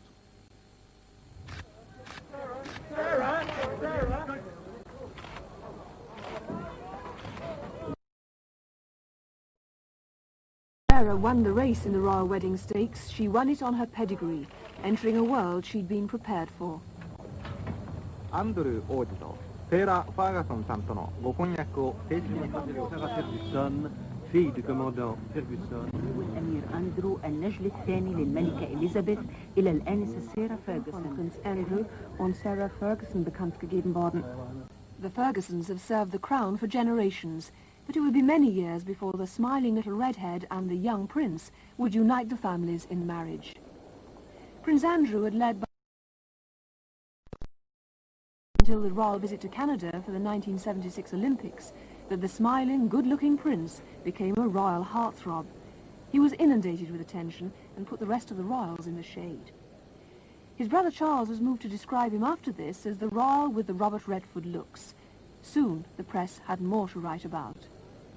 When you're 16, a lot of the time you think you're very grown up when you're not very grown up. We were joking about running off to the place in Scotland and eloping there, but there was no possibility of that, and we both knew that. It was just, I think, an extension of showing that we had great affection for each other. After Canada, the handsome prince's position as a front-runner in the publicity stakes for the royal family was assured. He spent the next few years in the news as the royal with an eye for the girls. When his elder brother Charles married, Andrew stepped into the arena as Britain's most eligible bachelor. For the budding extrovert Sarah, brought up quietly in the country, life at 13 still revolved around sport, ponies and an exclusive prep school, Danes Hill, in Hampshire. Later, at Hurst Lodge School, one of Sarah's friends remembers that boys were still a low priority. Not many of us really thought that much. I mean, we'd mentioned had anyone in particular at that time. Certainly not as far as I was aware, Sarah or myself. It was something we never really thought of. You never dreamt that one day she would be marrying Prince Andrew. Maybe not the dream, but certainly the reality of marriage was uppermost in Sarah's mind at this time.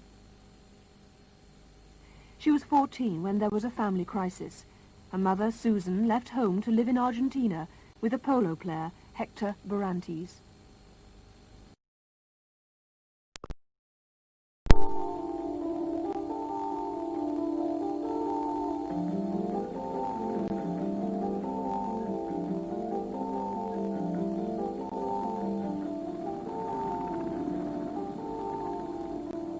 Prince Andrew had fulfilled his dream. He'd become a helicopter pilot, and he'd returned safely from the Falklands. Girlfriend, Fleet Street, couldn't believe its luck. The Queen's second son was in the Caribbean with a girl who'd taken her clothes off in a film. This love affair, even for a prince with the nickname Randy Andy, was just a little too hot to handle. But more was soon to follow. A childhood pastime turned into something of a passion, exposing the now photographer prince to even more press speculation. Certainly every time he picks up a camera or is seen to take a photograph or puts on an exhibition, there's lots of activity around it. There's always this tremendous publicity. But by becoming a highly visible photographer, Prince Andrew was caught in the media game. His informal studies of the Queen aroused interest, but it was his view of an array of beautiful models that kept the gossip columns on the boil. Put the prince go. I mean, this is a social profession. You chat to the people, you make them relax, you prepare lunch for them. And if that can be construed to be a romantic interest, well, I don't know. Meanwhile, Sarah's low-key life continued. After school, she went to a fashionable secretarial college and had the distinction of coming joint bottom of her class. Around this time, she met her first real boyfriend, old Etonian Kim Smith Bingham, whom she got to know during a visit to her mother in Argentina. It was her natural artistic bent that took Sarah through a end of London. Soon after leaving her job with art dealer William Drummond, she became involved with widowed father of two, Paddy McNally. This episode in her life would later attract the most interest by the press. The relationship wouldn't last. Sarah was slowly being drawn back to her roots, the royal circle. She was already the close confidant of Princess Diana, and it was at Ascot last year that the extrovert redhead and the playboy prince finally got together again. They just had a very good time. She used to stay with him sometimes. I mean, the marriage definitely wasn't the thing. I mean, I think it just evolved. One of those weekends was spent at the Duke of Roxburgh's Fleurs Castle in Scotland. In one of the most beautiful houses in this country, Britain's most eligible bachelor finally proposed to the girl most likely to succeed. Well, 5 guests going. What duties do you have to perform this morning, gentlemen? Busy time for us. That's a pretty menial job for a commander in the Royal Navy. Not at all. Very privileged to be there. Yes. Are you worried about knowing who is who? Yes, I think it's going to be quite difficult to establish exactly when they all arrive, perhaps at the same time, exactly who's everybody. But how do you know? Well, they'll carry cards, and of course we'll recognise quite a few of them. But I think there's a lot of them coming. So. And how do you know where to put them? The seat number's on the card, is it? Yes, and they're allocated to certain blocks, and in that block there's another usher who will escort them to their seat. Well, you know the lady on the left, if you have to usher her to her seat. That's Sandy Jones, who was in Canada with Prince Andrew quite a few years ago now. He was 17, you were a little younger, were you? Yes, correct. Yeah. Are you looking forward to this wedding today? I'm very much so looking forward to it, thank you. Yeah. Won't there be a tear in the eye? If there is, I'm sure there'll be in many people's eyes. I'm looking forward to seeing Sarah. I think she's going to be just marvellous. Yeah. You were obviously very close, I imagine, weren't you? Yes, very good friends. Yeah. Yes, you say friends, but in fact some of the letters that got out that you exchanged were quite affectionate. Mm-hmm. Yeah, yes. It's not a day for that, is it, really? No. And are you accompanied to the wedding? Will you going by yourself?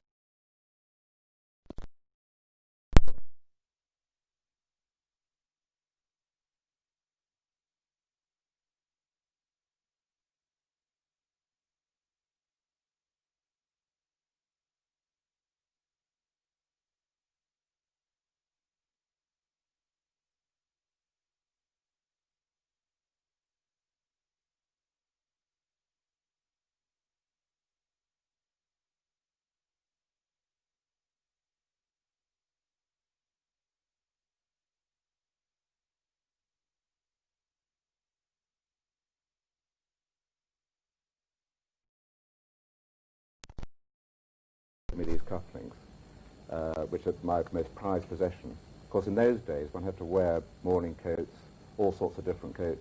So I suppose one learned at a fairly young age what to wear and what not to. Mm. I see. So you've been well bred. That's the secret, isn't it? Yes, the great thing is not to wear white socks today. Well, those four are going. Terry O'Neill, photographer. You're not going, sadly, are you? No. No invitation? I'm going to go back home to bed. You are. Now, you've been, first of all, let me talk a little bit about your relationship with Prince Andrew, because he's a prime snapper. And I think he took a lot of advice from some very good people, didn't he? Oh, excellent photographs. He's got a great sense of composition, great sense of drama, and he displays also a great sense of humour, which you need to become a leading photographer. And if he took it up for a living, I would worry about it. Yeah. I mean, he'd beat some competition. It's very interesting, isn't it? Because he's regarded as an action man and a doer of things, but he has quite an artistic bent as well. He's quite a good potter, for example, or has been quite a good potter. He's an incredible character, I think. Now, how are you paying the rent today? What are you doing? Today, I'm photographing George Weidenfeld and Ann Getty for an American magazine. Nothing to do with the wedding at all? Do a photograph today of his wedding, of which I've done the opening photograph, which is already taken. And then by this evening he'll be presented with his own special album. Yeah. Okay, well, we wish you well. Have a smashing day, and we envy you all. Of course, you won't see as much as we will, because all the rest of us watching it on the telly, will see far more than you, which makes us feel a little bit better that we've not been invited. Thank you very Okay, they're off to the wedding, more or less, apart from Terry O'Neill. But now we're going down to taste the atmosphere. Selina is now at Buckingham Palace. You're right, yes, and everything's heating up here. I've just looked out of the window there and saw that Buckingham Palace had handed out drinks to some of the crowds who had been waiting all night long. In fact, the people at the very front row have been... Order of the day today, of course, not top hats and morning coat. It's Union Jack hats, umbrellas, balloons, anoraks, anything to keep warm. And as Francis so rightly predicted, we had a passing shower, it went away, and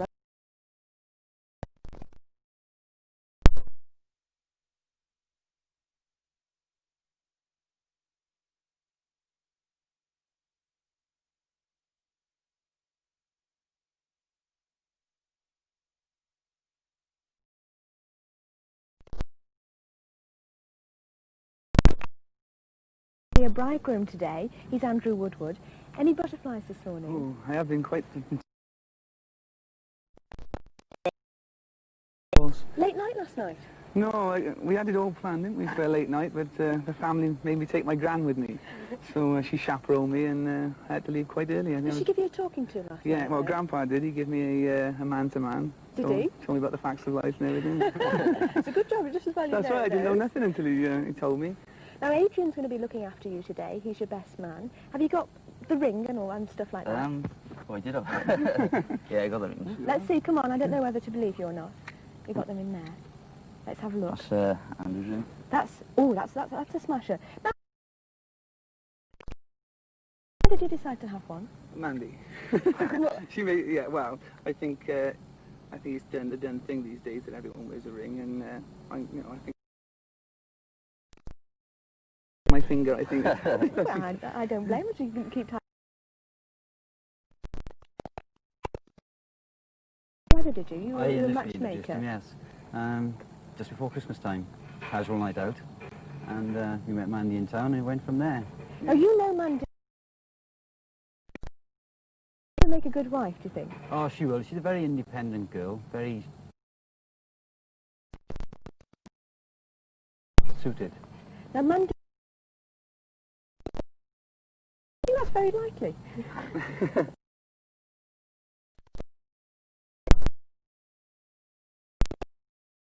So I think it'll be great, yeah. Looking forward to the reception this afternoon. Yeah, very much. I can sit back and relax then, and Adrian can say his speech, and... Yeah. Have you got that all prepared? Yeah, just about. Are you going to embarrass him? I'll try my best to, yeah. What sort of chap is he, anyway? I don't think I want to talk about that. I'll tell you after in about 2 minutes. All right. Now, after the wedding, you know that the wedding's the start of your married life. Yeah. Do you see your relationship changing very much? Not at all, really, because we're together all the time now. We've got the house and everything, so now we can enjoy it, you know. We've got everything there we want. We've been helped by the parents. It's been great. So. Now, I don't know whether your mum's been able to give you a dukedom as a present this morning, yeah. but you'll know a little bit about how Prince Andrew will be feeling. Yeah. What do you reckon's going through his mind now? Well, I think he's just hoping that everything will go off smoothly, you know. That's all I'm worried about, really. Just as long as everything slots into place and the day goes nice. And I hope everything does go right for him. Well, we've got the weather here, so yeah, we're it's lucky. Beautiful, isn't it? So we wish you well. And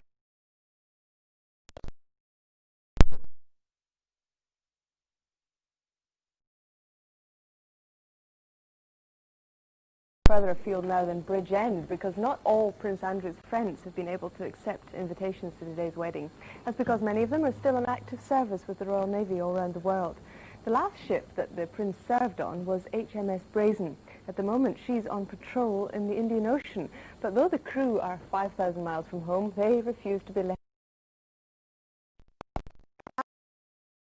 Celebrations. For HMS Brazen's 250 officers and men, Karachi Dockyard is just another port of call towards the end of a long tour of duty. And the opportunity to celebrate a former shipmate's good fortune is very welcome. And indeed the only lady on board sits gleaming in her hangar, still bearing the mark of the First Lady of Breakfast Time, and still maintained by the same small group of men, who've not sent a present, they're waiting for one. When he left, I managed to talk him into sending us a sandwich toaster, and we haven't got it yet. And so I think like all newly married couples, come the morning, they're going to have far too many toasters. So we could certainly accommodate one. A sense of humour shared by both Prince and crew, but then it's a necessary part of life on board a modern warship. No matter how big it may look on the outside, the inside of a ship is a fairly cheap by jowl affair. You've got to get on fairly well with the people that you're going to work so closely with. There's no time for unnecessary formalities, which is why Prince Andrew, when he was aboard, was known very simply and in some ways affectionately as H. And his successor is a musical gentleman, I think.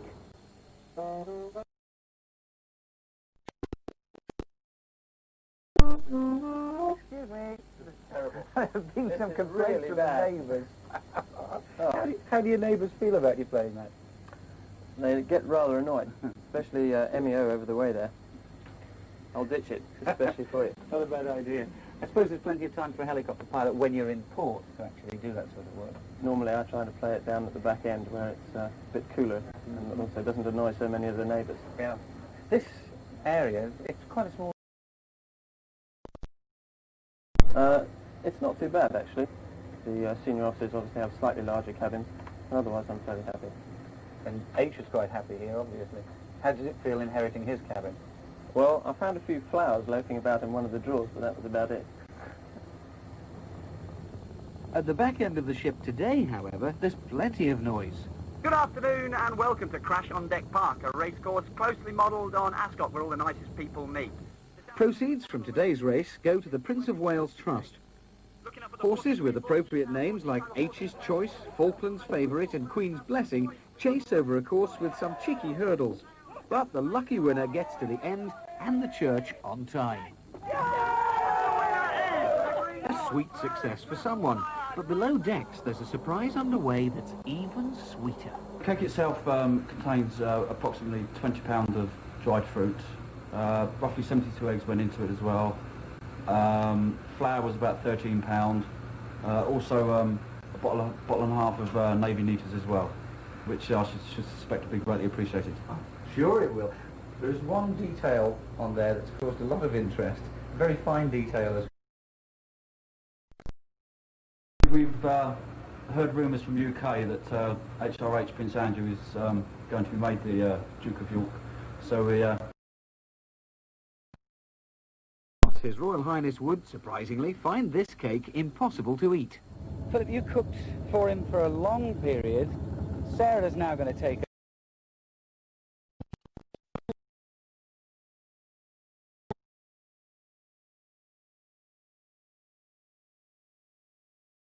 with spirit or beer or wines, and just plain cooking. That's all she's got to worry about. He doesn't take any wines or spirits at all? None at all. If she produces a meal with wine, spirits or anything like that, he will not eat it. So if you were to recommend one specific special meal that she ought to cook him, what would it be?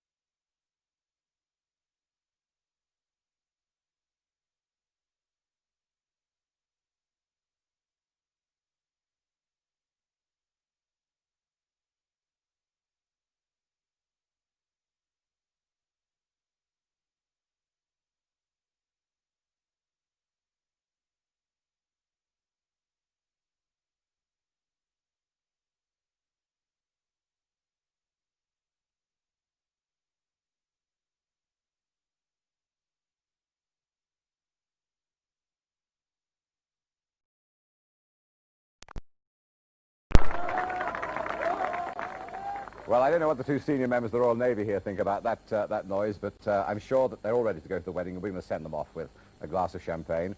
There it goes. I've already sent off one. Are you allowed this? You'll be able to conduct your very upstream welcome, job. very welcome. Okay, Thank you we'll very pass much. these along. In fact, of course, as I was saying, that as the morning goes on, more actually people are leaving me here by myself. And we've got some over there. Sally, you're off to the Abbey, right? That's right. I'm off to stop the guests as they go in and ask them all sorts of interesting questions. Good. And you're going to do your ushering. Good luck with that. Get the right bums on the right seats. That's the important thing on these occasions. And you're going just to enjoy it. Absolutely. Okay. Really looking forward to it. Well, I tell you what, let us, have we got a glass? Oh, you've passed them on, have you? Fine. One more for you, and we'll drink a little local tea. The newlyweds today. Hope the weather's fine, the life is good, and they have a long and happy life. How about that? Absolutely. God bless them. Cheers. Cheers, Maureen. Right. Ah, it's decadent here this time in the morning. Now, as the champagne corks pop here, and we look forward to the ceremony to come, we thought we'd send up our guests in a musical mood. Now, you may remember that we invited schools to compose a song for Sarah Ferguson to mark her wedding day. Now, we had hundreds of entries. They were marvellous, many of them, from all over the country. Taking the trouble. Now, in the end, the winners were the children. Now, before we hear their song, it's called Wedding Time. And Richard Stilgo, why their entry was the best. A very good morning to you. Here they are all ready to perform their song. A big task. It was a big task. We got it down to about 4 in the end. There was one very funny song by a girl called Claire Pattendon in Dorchester. There was a lovely song by Eleanor Flynn from Nottingham. The Llangattock Primary School was very good, but we liked this one.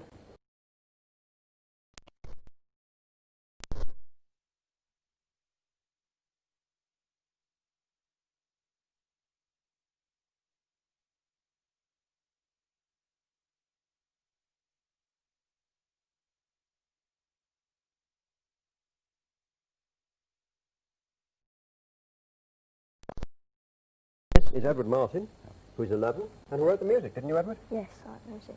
Write the music, all of it yourself, and you've taken all the rehearsals for this, haven't you? Well, yeah. Yeah. Doing playtimes. Jolly good. He's a very modest young man. He's going to play the piano, is he? Yeah. He's going to play the piano. We Coming over here. are accompanying a little. Oh, super. And the words are by several of these of St Thomas More School.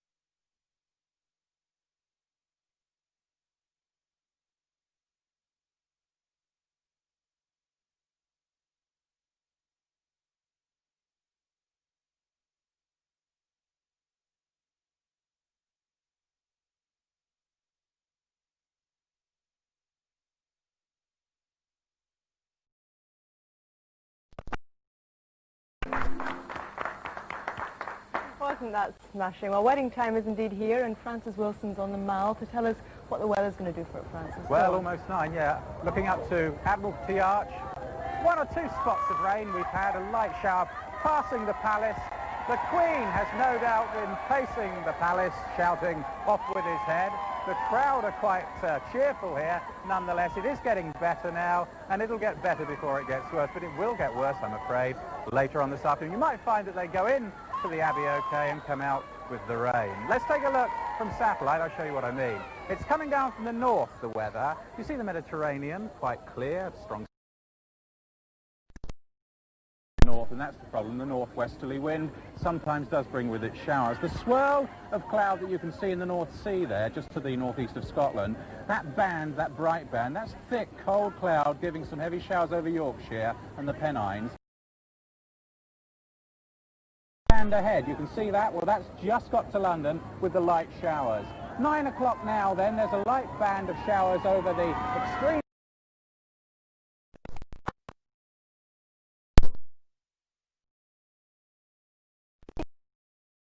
London, but light ones. Mainly the showers will be North Wales, the Midlands. 3 o'clock in the afternoon, though, I think, to the east of London and East Anglia, a thunderstorm. By 6 western side of Ireland, that's a new belt of rain for a wet Thursday. The winds today from the northwest will be chilly in this afternoon, 15 miles an hour. The temperatures, well, that's well below rain clouds on for you. The pollen count, well, low in most parts today, quite a cool day really. And the summary chart then, there you are, showers running down the eastern side of Scotland and England, hopefully not too many on London. Coming up, Falklands hero. The islanders celebrate the pilot prince. And future fortunes. Russell casts a royal horoscope.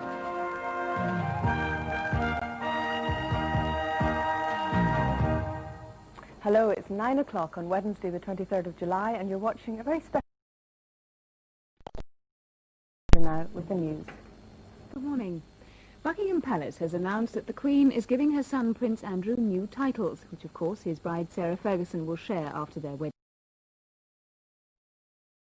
A son of Duke of York and that of Earl of Inverness. Both were held by the Queen's father before he became King George VI. Prince Andrew also becomes Baron Killy-Leigh after a town in County Down where Sarah Ferguson's family settled and which the couple visited recently. Our court correspondent Michael Cole reports. Prince Andrew and Sarah Ferguson are said to be delighted with the title, which is the personal gift of the Queen and is usually reserved for the sovereign's second son. The most famous Duke of York will look down on the newly created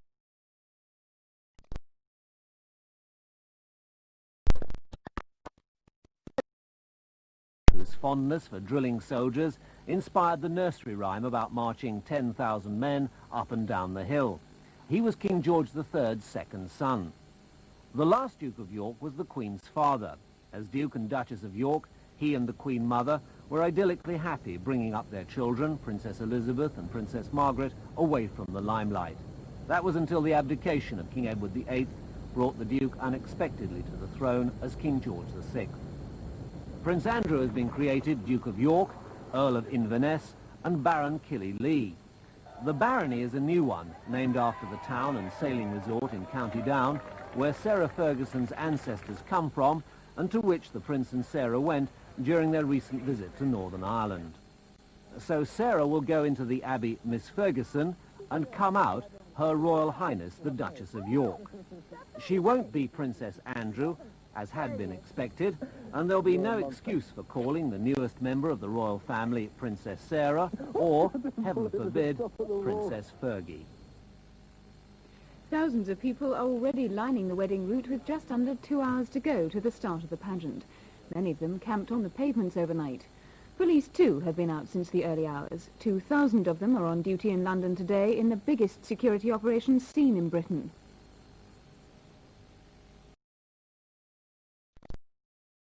Party very early this morning. Some police still searching the streets, many just keeping a friendly watch. For most it was a short royal champagne breakfast. All that meant queues at the loos. A blow-dry with a hairdryer cured early damp in one TV camera, to guarantee the best pictures for those with a portable set and a place near the Abbey. But some just concentrated on the romance, clutching a rose from the mystery man in the white Rolls-Royce, walking among the crowd, earning himself kisses all along the Mall. MPs have voted to abolish corporal punishment in Britain's state schools. The government lost a late vote in the Commons by a majority of 1.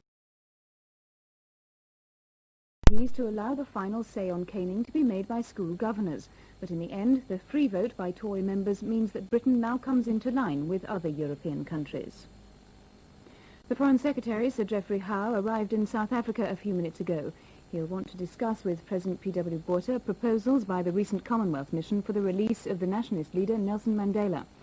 Sir Geoffrey will also press for an early end to apartheid in exchange for the withholding of economic sanctions.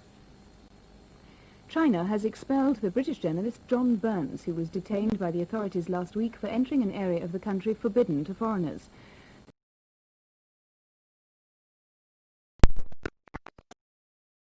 His status, that's the diplomatic term for spying. That's it. Thank you very much. Well, first of all, at this moment, let me welcome viewers of the British Forces television service in Germany who are joining us, and who, along with the rest of us, are now settling down to enjoy a day of celebration. Let me give you a little timetable now, because there are only 2 hours to the start of the wedding procession, and the streets along the route are already crammed with very excited people.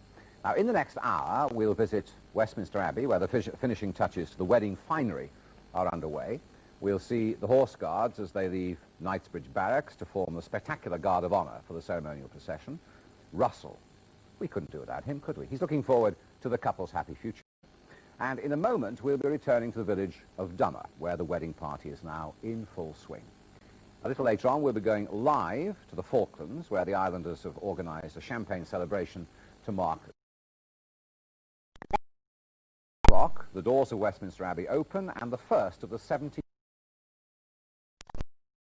Just before 11, the Queen leads the royal family's procession of state carriages from Buckingham Palace. At 11:05, Prince Andrew leaves, accompanied by his supporter, Prince Edward. 10 minutes later, the bride's carriage leaves Clarence House. So you can see it's all beginning to happen. At almost the same time, the Queen leads the family procession into Westminster Abbey. Prince Andrew then takes his place, and at 11:30, the bride and her attendants arrive at the Abbey, and the ceremony is then underway. And the service is due to finish at about... The royal couple leave the Abbey and lead the procession of carriages back to the palace. And at about 1:20, the newlyweds are due to appear on the balcony with other members of the royal family. Then at about 3:30, we reckon, the couple will leave the palace and travel in open carriage to the Royal Hospital, Chelsea, at the start of their honeymoon journey, we think, to the Azores. Well, that's the timetable. Our cameras, of course, will capture every moment of all that, bringing you the colour and the atmosphere of this very special occasion. So to get into the party activities at Sarah Ferguson's home village of Dummer. Good morning again.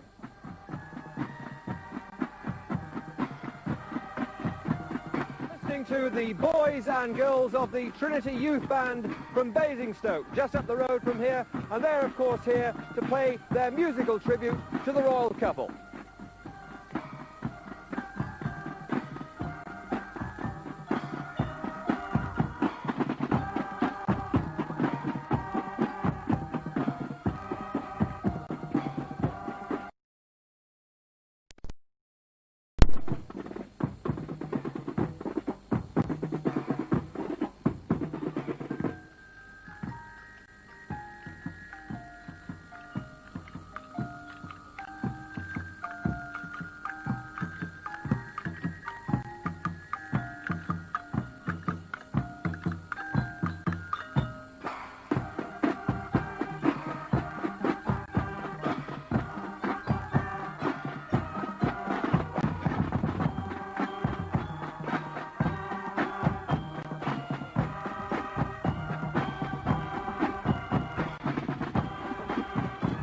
The boys and girls of the Trinity Youth Band from Basingstoke. Well, in just a minute we'll be going up, up and away with this marvellous man in his fantastic balloon, but in the meantime, Val. Thank you, John. Well, with me now I have Kate and Barry Dodd and William and Queenie Bone. Hello, good morning to you all. Kate, your parents have actually gone to the wedding, haven't they? Yes, they've left this morning and We they're on their way. Talk to Millie, so you're going to get a first-hand account tonight. When they get back tonight, we'll be very, very interested to see what they've seen. How exciting. Are you going to catch a glimpse of them in the church? We hope so, yes, Yeah, we'll be back. Now, Barry, you actually work on the farm, don't you? And organised, I believe, a rather spectacular present for Sarah and Julie. Tell me about that. We bought them a silver salver from the staff at Summer Farms, so I had to have a picture of it. That's that way out. Now, it's a bit small to see the writing. What's actually inscribed in the middle? It says to Sarah and His Royal Highness Prince Andrew on the occasion of their marriage from the staff of Dumadown Farm. So how many people was that? How many staff? I don't know altogether. It was both the ones there now and in the past. So that would have included Heather, Mr. Heather, when we talked to earlier. That's right. That's right. Now, when did you actually give them this? We gave them to it on the evening of the garden party, Friday evening, and we met them both. That's when everyone in the village was invited to meet them, to meet Andrew, really, Yes, wasn't it? to meet Andrew. Right. We all knew Sarah, so it was Yes, marvellous. because you played with her, didn't you, as a school? You used to go riding with her. Yes, yes. I mean, her mother taught us to ride and to swim, and it was, you know, we were part of the family, really. It was a lovely childhood. We were very, very happy there. And it's a marvellous thing to look back on now. I mean, we just didn't realise at that time she would be a princess. I bet not. She hasn't altered a bit, has she? No, she's marvellous. She was the same at the parties, I remember, you know. So tell me about the party. That was for everyone in the village to meet him, wasn't it? Yes. Did you get to talk to him? Very, very briefly. We were obviously introduced and we shook his hand, and it was a marvellous occasion. There were so many people to get round, it was difficult. What did he say? He wanted to know whether she'd driven a tractor over. Again, didn't you? Well, that's right. This media have moved in, and I just wonder what it'll be like in a week's time. I think you might find it to be rather quiet and a bit different. Mr. and Mrs. Bone, you've lived in the village for years and years. Can I ask you, is this a very special day for the village of Dumadown? Very special day, and I'm loving every minute. It's great. How did you meet the Ferguson family? Well, we did a little bit of seasonal work, Brussels sprout sorting, you know. Barry knows all about that. And we had a great lot of fun up there, didn't we, really? And you knew Mrs. Barantes, didn't you? Sarah's mother. Yes, she's a very, very nice person. She's very lovely. Did you like Sarah? Did you see her much? No, I saw her once or twice on the horses, you know, when she was young. But we did see her at the fete Saturday, and that was great, and Prince Andrew. Can I ask you what you're looking forward to today? Oh, I'm looking forward to all the lot of it, every one of it. Well, it'll happen very soon now. Yeah. Thank you all very much indeed. Let's go back and find what John is doing with that hot air balloon. John. Well, that's something else. That's something else for the people of Dummer to look forward to, because with the help of Tony Kershaw here, we're going to extend the greetings of Dummer to the rest of Hampshire, because he, in just a moment, is going to go up in this fantastic balloon. It's a tethered flight today, Tony, isn't it? Could you explain why? Well, would you like to hang on the other side of the basket and you'll find out why. It's getting far too windy. It's 15 knots on the surface and gusting, so it's not possible actually to take off and fly. Otherwise, I would just gift wrap those. Yes, but lots of lovely helpers to do it, you know, no problem. Some of the Red Devils who were with us earlier. indeed. You've got to fire it up. Just explain how you do fire it up. Well, do you want me to show you? Yeah, go on. Right, and that is propane gas. That's propane, yes. Burning at something like 15 million BTU. Right, well, we wish you well. On your way, you've got to put your helmet on, haven't you? Yeah. Right. And I've got to put a silly camera on my head. Hang on. And a camera on your head to take some...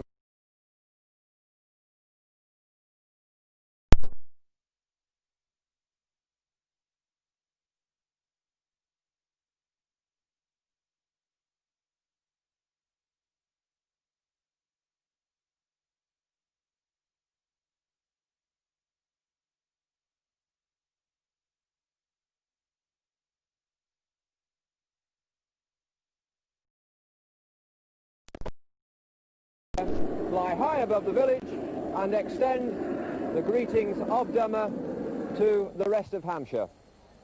There we go. Greetings.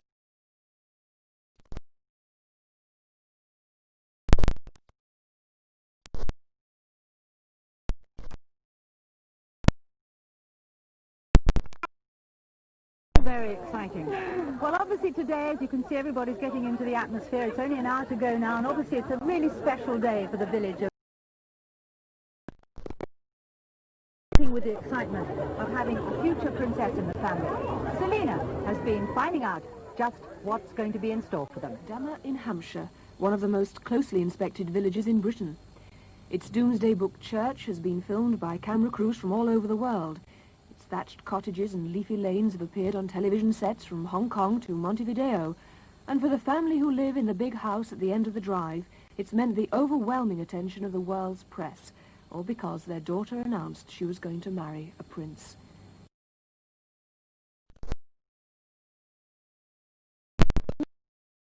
Of inquiry. Everybody wanted photographs, and I spent my entire day long just going through albums of photographs and then asking Sarah if it was possible for anyone to see that photograph of when she was 2 years old or whatever, and getting permission. And that took an awful lot of time going through all the albums, but that stage is over. Then it came to the stage of television interviews and radio interviews. And it's just gone in different phases, really, but it's all very time-consuming. And in fact, I've had to employ 3 different people to sort of help me, because I just couldn't do it on my own. The same sort of thing has happened in Australia, like the telephone just never stops. Get caught changing nappies. I didn't realise anything would be anything like it has been. No way. I mean, I had no idea at all. That's why I think we admire Sarah so much, is because until you go being true, I mean, it just can be horrific. Were you surprised that the interest in Sarah's engagement with Prince Andrew, did that come as a surprise to you? Yes, I think it did. I didn't expect it would be as great as it has been. I mean, every day there's just new things written about her, and I mean, the interest is enormous. In fact, there's enormous interest in all things Ferguson, including Seamus, Sarah's nephew, who's now a celebrity on Australian television. Even the Major's polo ponies are celebrities. They're probably the most filmed horses in Britain. Polo, the Major's sport, outstrips even snooker these days in Fleet Street's eyes, and puts this aristocratic sport top of the gossip columns. For the bride's father, the concern for a daughter about to be married in full view of hundreds. It could be a very surprising bride who wasn't prone to a certain amount of anxiety and pre-wedding nerves, whether you're being married in a local village church, a city cathedral, Westminster Abbey, all the thousands of people and all the television interest, although you're not going to appreciate the 720 million or whatever the figures are behind the cameras. Not have a few anxious moments and a few nerves. I don't think she'll be any different to anybody else.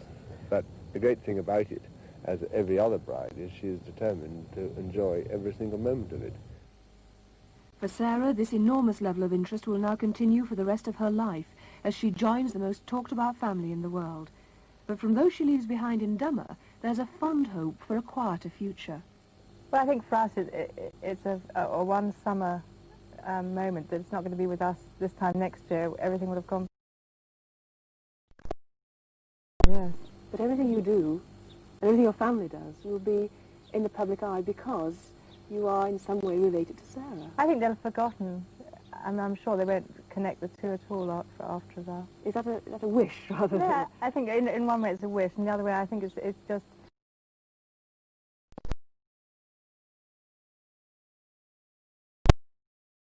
Everyone's here at the end of the Mall, waiting to see the procession. I've managed to keep a hold of Tony. Wrong. You predicted. You have to take risks in this business, you know. I mean, it's quite clear the Queen's only done it because I said she wasn't going to. They will become the Duke and Duchess of York. As of the moment they're married, is that right? Mm-hmm. Which, of course, is a very historic thing. But the thing that nobody's actually said about it, which is interesting and touching today, is that the Queen Mother is, of course, herself at the moment Duchess of York. And the title is very much associated with her husband, the Queen's late father, King George VI. So what happens to that title? So I imagine she becomes Dowager Duchess at the moment of the wedding. but it's a very touching occasion for her, particularly, to remember her husband. You felt at the beginning that this wouldn't happen. You thought she would not give that title just now to I her was son. led to believe, as they say in these circles, that the Queen might let Prince Andrew establish himself a bit more in public life before she gave him this title, because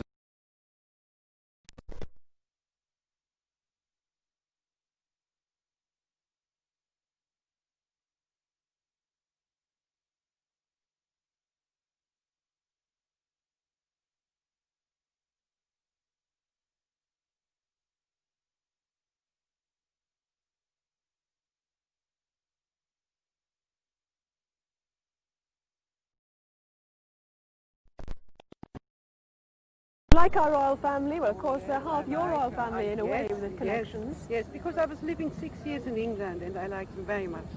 Yes. I'll leave you to it for the moment. I want to just say hello to some little girls who've been up since when? 6:30. 6:30. Yeah, we got here at 7:30. What are you wanting to see most of all? Bride, yeah, that's the bride.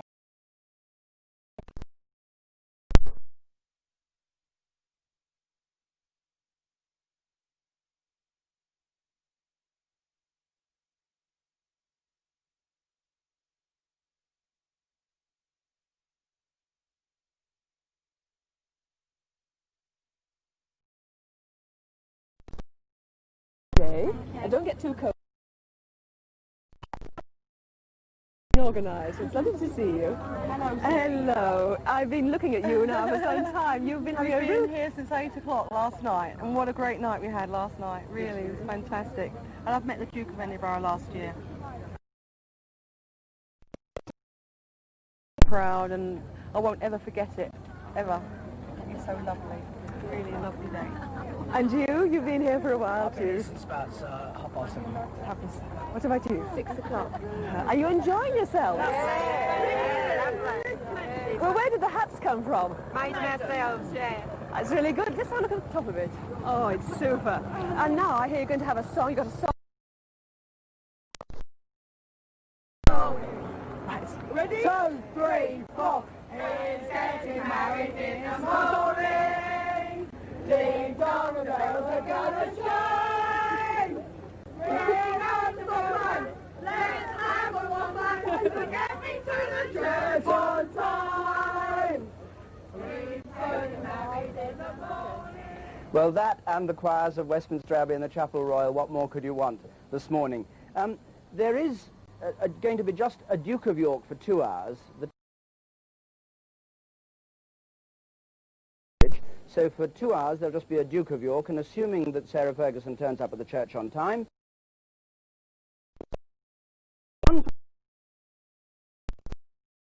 Abbey have said maybe a bit late. They've always said that it's the bride's day, and they've always said it's tradition that a bride can be a little bit late. Everybody else is expected to be punctual, because if they're not punctual, there's the most terrible collision outside the west door here, or indeed in the Abbey itself, as processions set off at the wrong moment. It's all been impeccably timed. I've seen some of the workings of it. And at the moment, all over London, people are getting down at the Royal Mews, where all the carriages are. They've been up since 3 o'clock this morning. They were mucking out the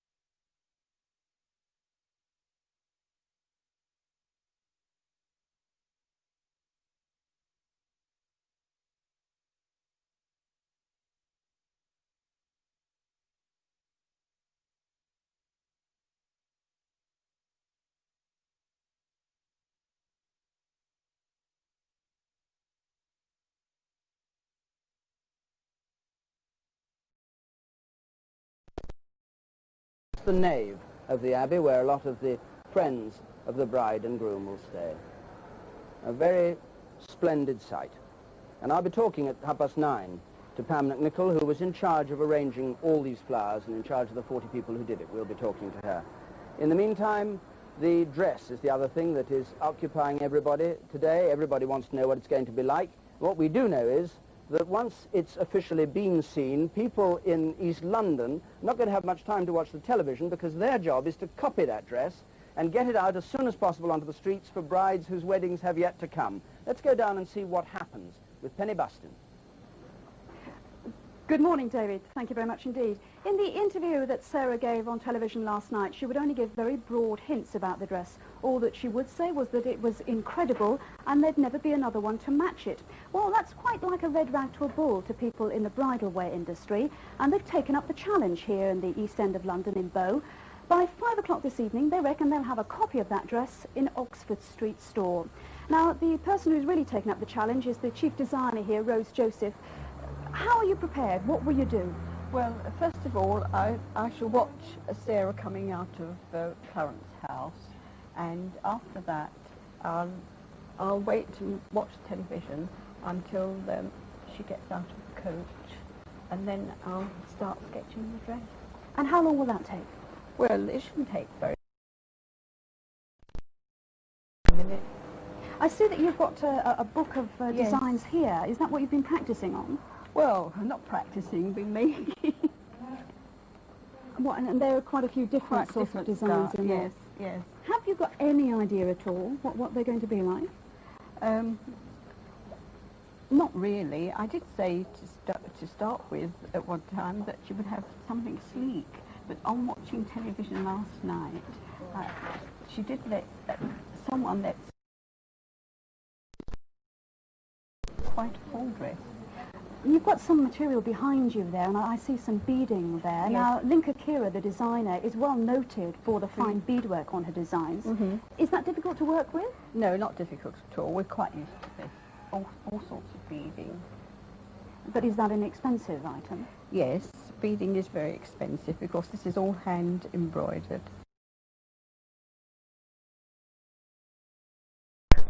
Is traditional. We've got some of your designs behind us here. Tell me about these. This is quite an expensive dress because of all the beading on it. This is a cheaper version, also a very popular dress, but it's a cheapish dress that we've made dozens of. Now, we don't see the dress until about 11:15. What sort of time scale are you working to? Well, I can't say. I mean, I've got to see the dress first before I can tell how long it's going to take.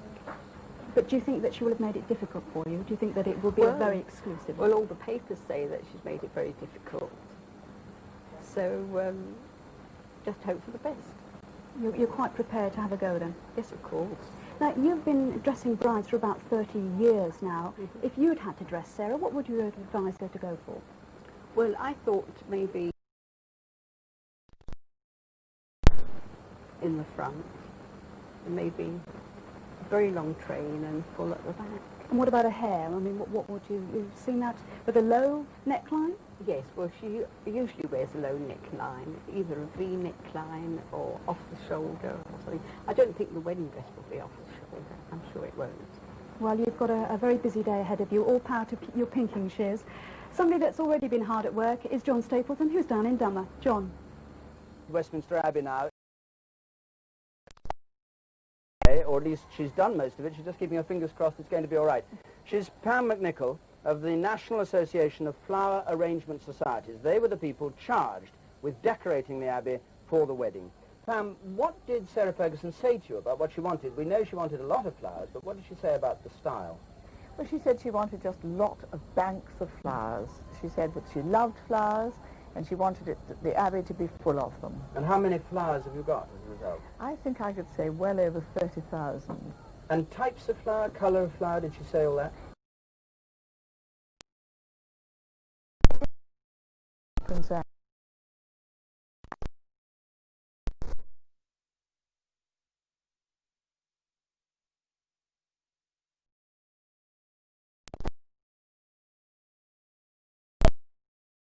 apricot and pale yellow and cream. Do you think they give a clue to the wedding dress? Because presumably she thought of the two together. Well, I think they might do. Let's have a look inside the Abbey and just take us through some of the designs you did there. Now, this is the cipher. Well, that is the cipher which we have placed at the very dramatic end. All the flower arrangements. It's over the Henry up. V chapel. It's over the Henry just V. behind the yes. altar. And it is very, very high indeed. And these lovely, huge arrangements at the sides are well over 40 feet high from the ground. And of very course they give off yesterday when you were putting the final touches to it. It was noticeable, this wonderful scent, particularly from the lilies. In the organ loft you've got, what are those, lilies?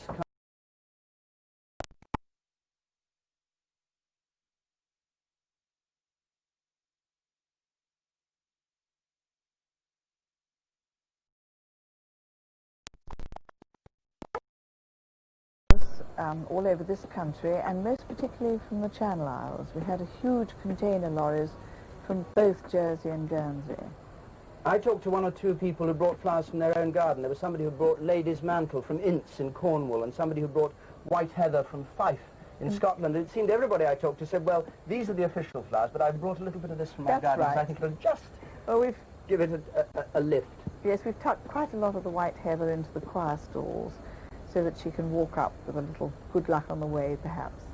Now, we're going to see these in greater detail when the wedding service starts.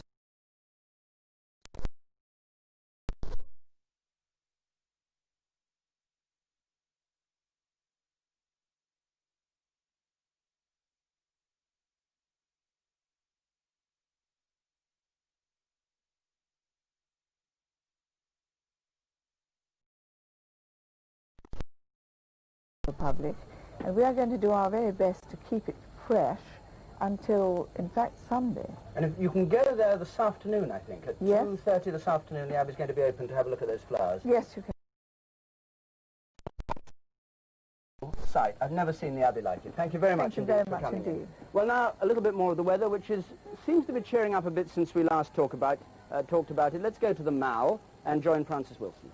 Thanks, David. Looking up to Admiralty Arch, lots of people lining the way. They're mostly sort of waving at anything that moves. Quite friendly people, very cheerful mood here.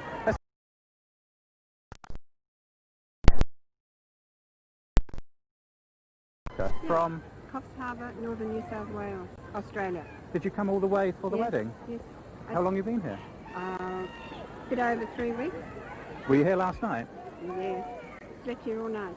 Really? Yeah. You think you need to sleep here to get this position? Yes, you had to, yeah. No. And your name is? Estelle Toomey. Estelle? Yeah. Where are you from? Spruce Grove, Alberta. And you were here last night? Yeah, we came at 3 o'clock this morning. What was the atmosphere like 3 o'clock this morning? Oh, cold. But there are a lot of excited people here. And you stayed overnight? Yes.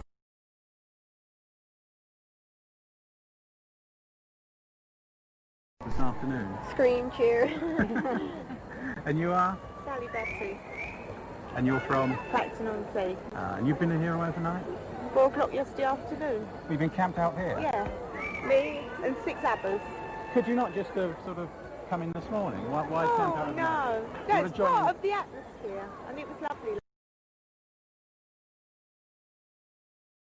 This is your little daughter? Yeah, she's 8 years old today. It's her birthday. Did you find it cold last night? Yes. I just want to talk to you. I know, I've seen. What are you doing here, sir, and who are you and why? I'm trying to watch the royal wedding, but every time I try and watch it, a television interviewer comes up and says, "What are you doing here?" I mean, it's obvious what I'm doing here, isn't it? You've been sleeping in this suit, haven't you? I've just finished my radio show. We did the Radio 1 breakfast show this morning from on top of a building down there. Absolutely amazing. I can't believe the amount of people we've got here today. I know, it's a really good atmosphere. Is there something going on? I think somebody's getting married, but in the meantime, we'll go back to David, because David Dimbleby knows a lot about it. David! Francis, thanks very much. Well, now, there are a lot of distinguished people are going to be in the Abbey, and a lot of people who've played a part in Prince Andrew or in 20 Minutes, the Duke of York's life. People from the Navy and the rest of it who've seen service with him. But with me is one guest who has a particular interest in Prince Andrew, Sir Rex Hunt, who was Governor of the Falklands in 1980 to 1985, and met Prince Andrew not during the Falklands War itself, but afterwards when he went back for the airport. That's right, isn't it? After the war, and then again when he came back down on HMS Brazen. And did you see much of him when he came back on HMS Brazen? No, not during his deployment, because he was a serving member of the Royal Navy and in an operational theatre. It was only at the end of the deployment when he took on a royal duty and opened the new air. He was a marvellous man, really a natural, sincere, genuine person who got on very well with all the Falkland Islanders. Did he go round a lot and talk to them? He, well, as a help.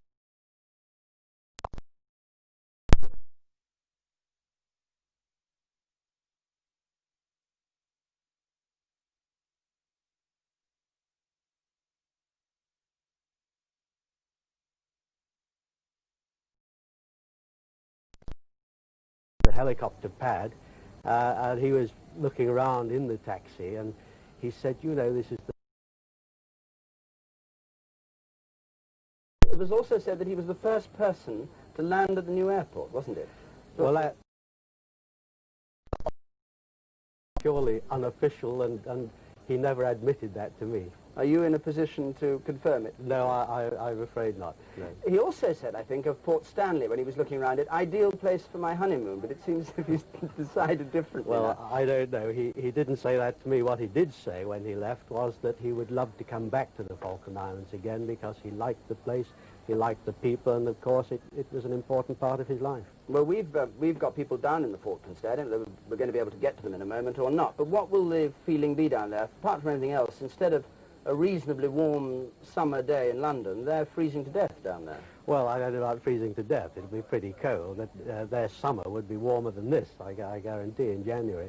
No, they'll be delighted because they are the most loyal of British subjects, and the fact that the one member of the royal family who's served down there, who helped to liberate them in '82, is getting married. It'll be a great day for them. So in the Falklands, if anything, there'll be more enthusiasm, or as much enthusiasm as there is out here in the streets of London. There certainly couldn't be more enthusiasm anywhere.